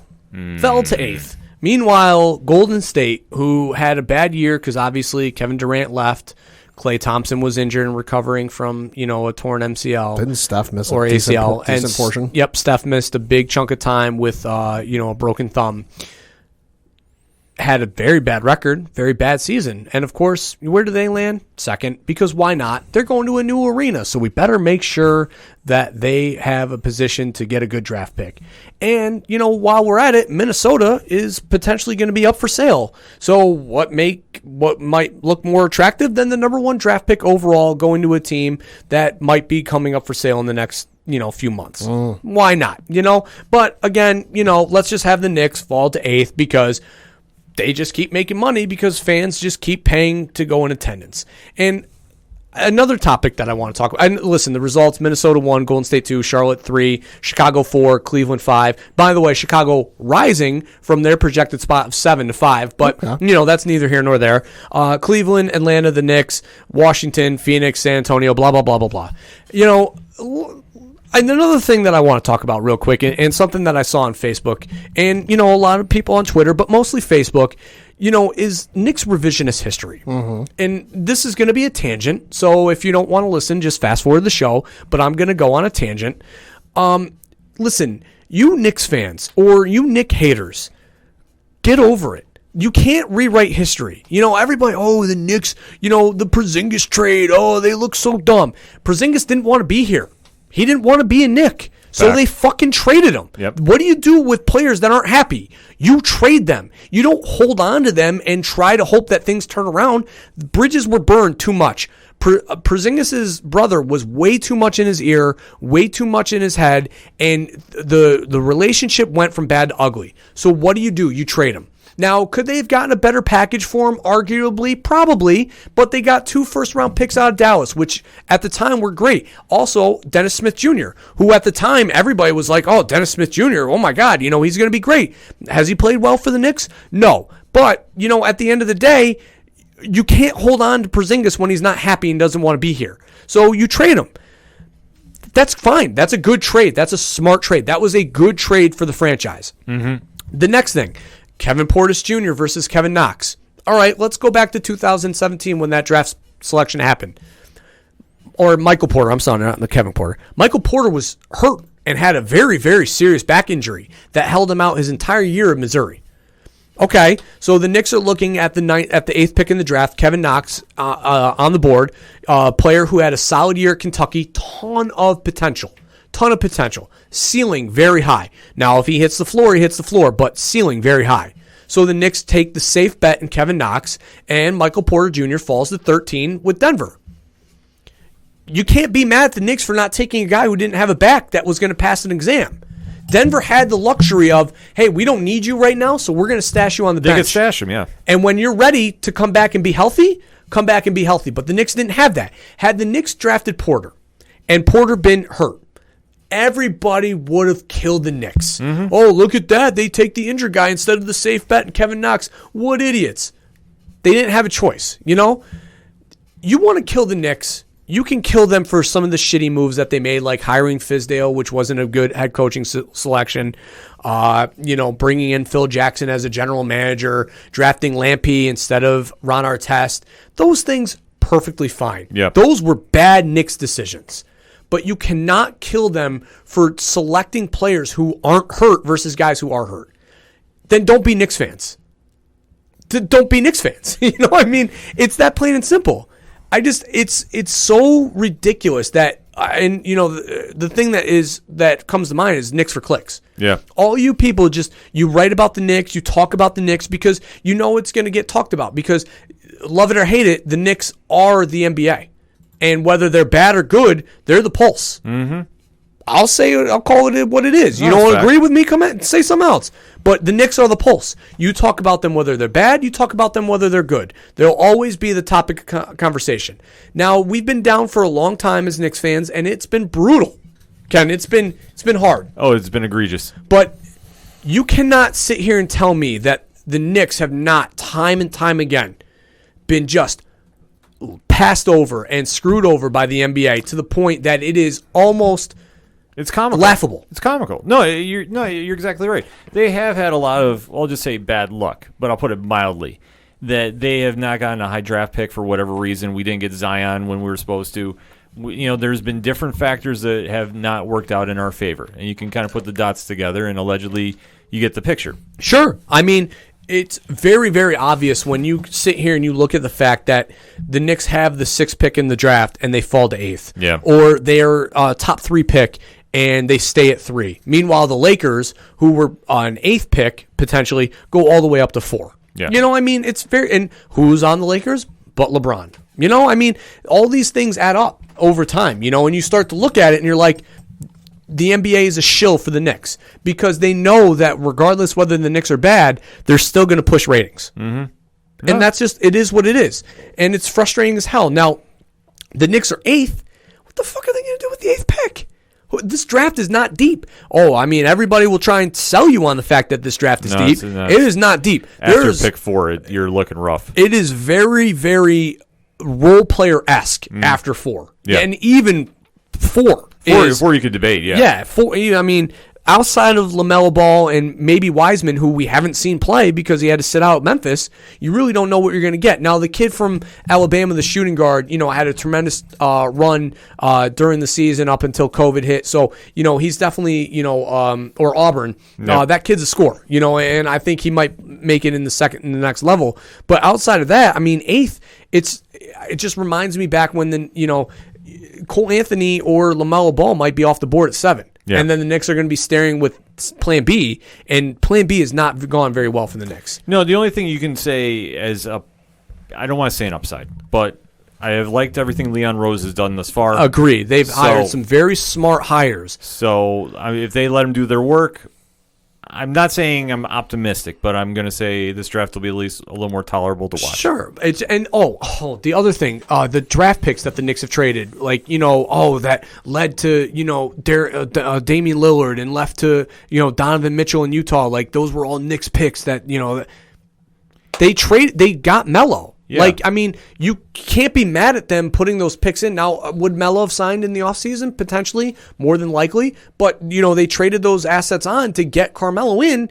They might not have gotten him without him. And Melo gave us some great years. Yeah. So again, revisionist history. Like, yeah, you can go back and say, oh, that trade was dumb, but it also led to the most prominent years the Knicks had in the last 10 years. Yeah. I mean, the same thing I can argue with Buffalo trading away the pick that we got Patrick Mahomes. Sure. I mean, you don't know. You don't know. It's or a draft. 31 teams passing on Tom Brady 198 times. Exactly. Yeah. Great stat pad. It's ridiculous the fact that you want to sit here and you just want to, look at all these things that, that the Knicks did. It's at the time that they did these decisions, it was the right move for the organization. Now, obviously, they've made dumb calls. Mm-hmm. You can't say that. But what I'm saying is you can't sit here and stranglehold the fact that they traded a first-round pick to get Melo and then be like, well, look at what that number one pick led to. It led to Damian Lillard on Portland. You don't know that. At the time, you don't know that. It's such an unknown. Yeah. And to your point about Porzingis, you can say they were dumb for trading Porzingis away if you're only looking at the top layer of icing on a cake. Right. If you're just looking at it from the strict fact of they traded away this player and look at how good he is. If you're you're looking at a birthday cake, you're only looking at the top layer of icing. But underneath all that icing, there's a lot of rotten cake underneath. Yeah, and now look at tonight. Porzingis is out. Yeah.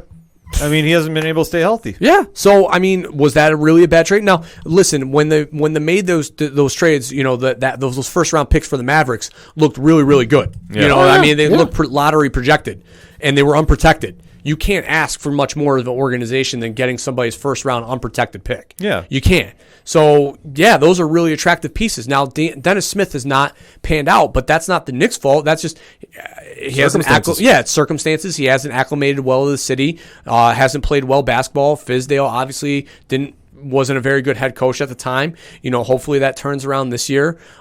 So, there's still a ton of potential. I mean, he's only 25 years old. Yeah, he's let's give him time. I mean, he might turn it around this year.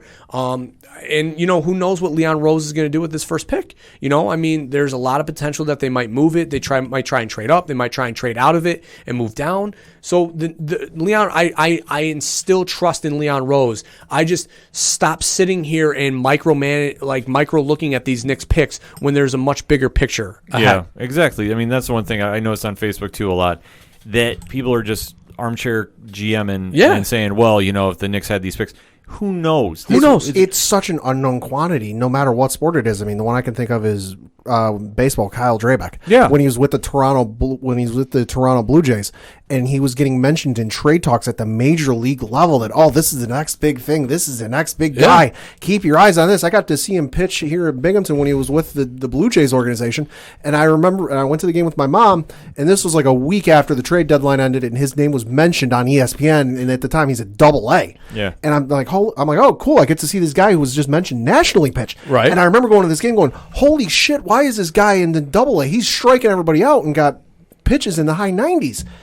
He hasn't pitched in 4 years. Yeah. He fizzled out. Yeah. Look at the guy. You don't know. Look at the guy who was rated higher than Mike Trout. Yeah. Was going to be the next best player, and now he's playing AAA. Yeah, Trout just had a signed baseball card go for $4 million.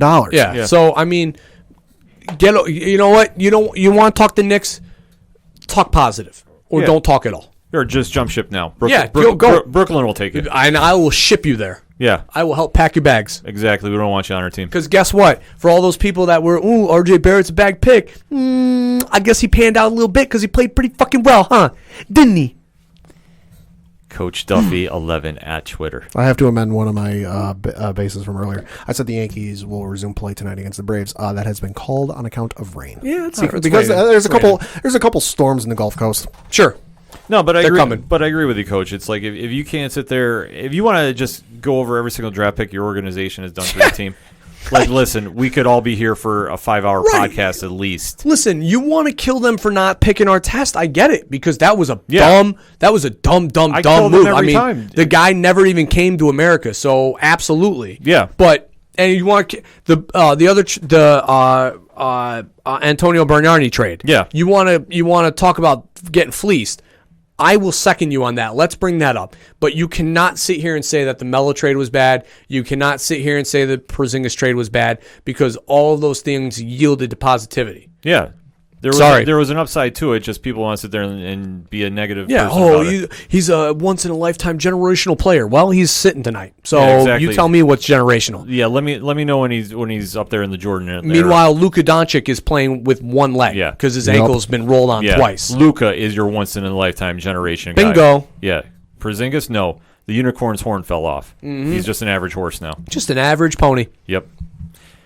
Feel better. Yeah. I had I literally, asked my wife about this. When the draft pick came out, I screamed and I sat on our stairs and she was like, "What is the matter with you?" And I go, "Aaron, you don't know how hard it is being a Knicks fan." I'm pretty sure you in our group text we have going. Oh yeah, you sent a text in all caps. It is so fucking difficult, time and time again, to have this continue to happen.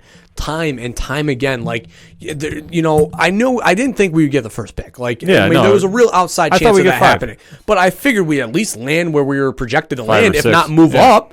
But to fall to 8th, you cannot say that the NBA is not dogging us. You can't say it. It's because they didn't weight the ping pong ball like they did the Rangers. Yeah. Or they didn't freeze the envelope.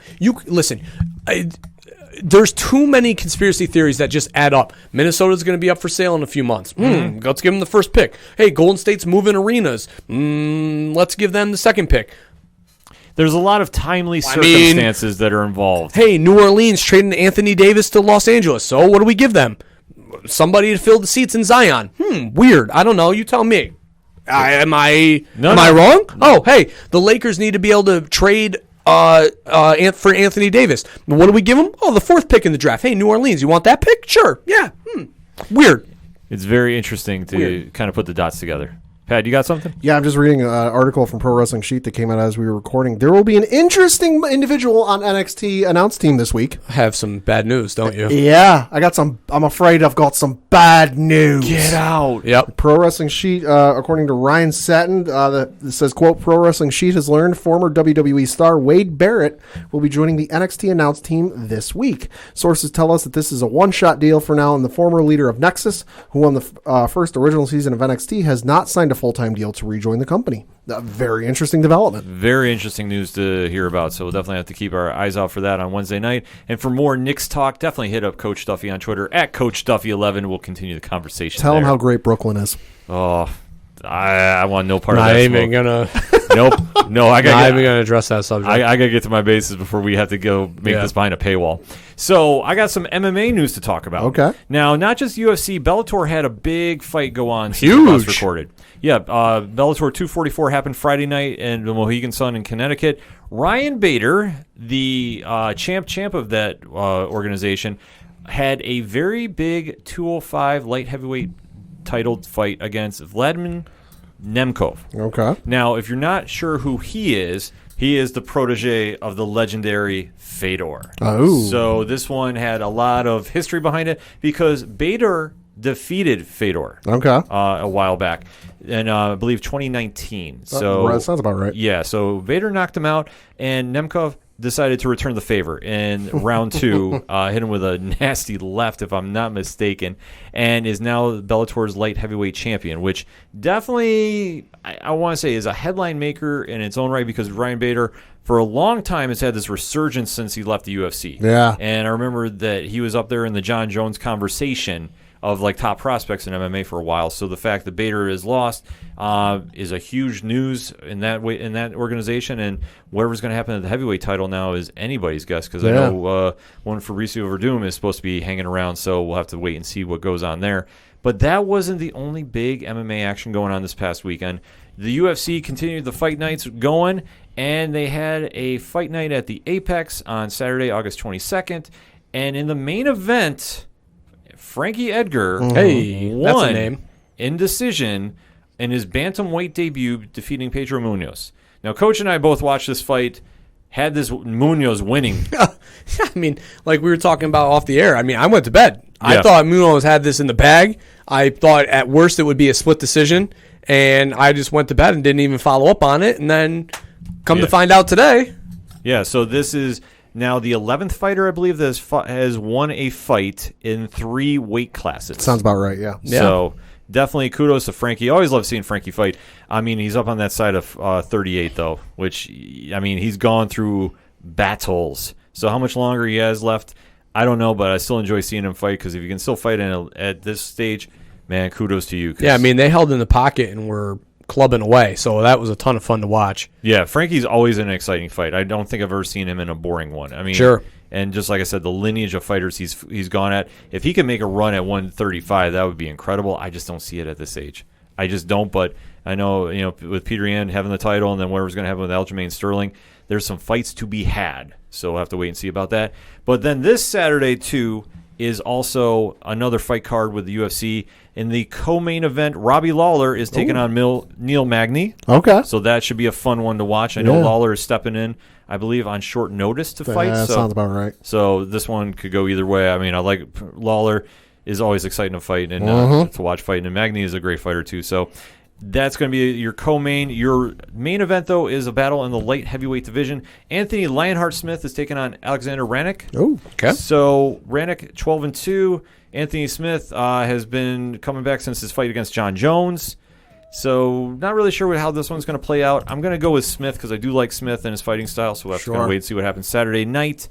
And just to round out the show, we got to talk a little bit about the NHL playoffs. Vegas is leading Vancouver in their playoff series 1-0 right now. Dallas is up 2-0 on Colorado, which just lost their starting goalie. Hey, yikes. That ain't good. Yeah, so that is not a good thing. So my pick for Colorado to go to the Stanley Cup is going to be derailed. They're hitting with the injury bug at the worst possible time. Yeah. Over in the Eastern Conference, those New York Islanders, pesky mother truckers, yes, are actually, because of the reseeding, leading Philadelphia 1-0 in their series. Can they both get eliminated at the same time? God, we can only hope. And then Boston is up 1-0 on Rangers South, Tampa Bay. Hey. So we'll have to kind of wait to see. More action is going to be going on as the week is progressing. So definitely a lot of hockey to have, and just keep the cup warm for the Rangers next season because, hey, we still got the number one pick. That's true. Haven't traded that away. Jesus. Never lost. That being said, the music you heard on this edition of the ODPH podcast is that of Fair City Fire. They're our friends from Austin, Texas. Brian Wolf is doing a lot of big things on his Instagram page, and I believe he has a live concert this week, too. So if you want to find out about all of that and so much more, head on over to OchoDuroParlayHour.com. Check out the music section. You can find out everything going on with Fair City Fire, Shout at the Robots, Floodland, Second Suitor, and all the great bands you hear on the ODPH. Stop on over to the ODPH directory as well. You can find out friends of the show, such as Tom from Off the Cuff Gaming, who Pad is still not accepted his apology for the egregious comments he made about Ratchet and Clank. Still a factor. You're going to find out what's going on with Excite Wrestling, because even though they just had their show this past week, they're talking another drive-up show September 12th. Pad? That was the date mentioned, but according to a post from one Johnny Moose in the last couple of days, might not be the case, so we'll wait and see. Yeah, so if you want to find out more about that, head on over to excitewrestling.com, but you can get there via the ODPH website. You can also find out about organizational links supporting Black Lives Matter and voter registration, and you can check out all the amazing pod groups that we are in via their Podchaser pages. So shout out to Alternate Reality Radio, shout out to Legion Independent Podcast, shout out to Pod Nation, shout out to the aPODalypse, and of course shout out to hashtag 607 Podcast and everyone over at 8122 Productions, Mike C from Horror Zone 607, Rich Ron, and hashtag Big Natty Cool, still on Twitter, Pad. Oh boy. Has not gotten kicked off, and especially is bringing the heat on the Patreon content that you can only find at patreon.com/8122 Productions. And so much more is going on twitch.tv/607 Podcast. You can find out all about that at OchoDuroParlayHour.com. That's all I got for this week. So for your coach, my coach, the coach, Coach Duffy. Good night, and I still hurt. For the one and only Padawan J. I just want to watch a Yankee game. Is that too much to ask? I'm your host, Ken M. Thank you as always for listening to the ODPH podcast, better known as the Ocho Duro Parlay Hour. See you next time.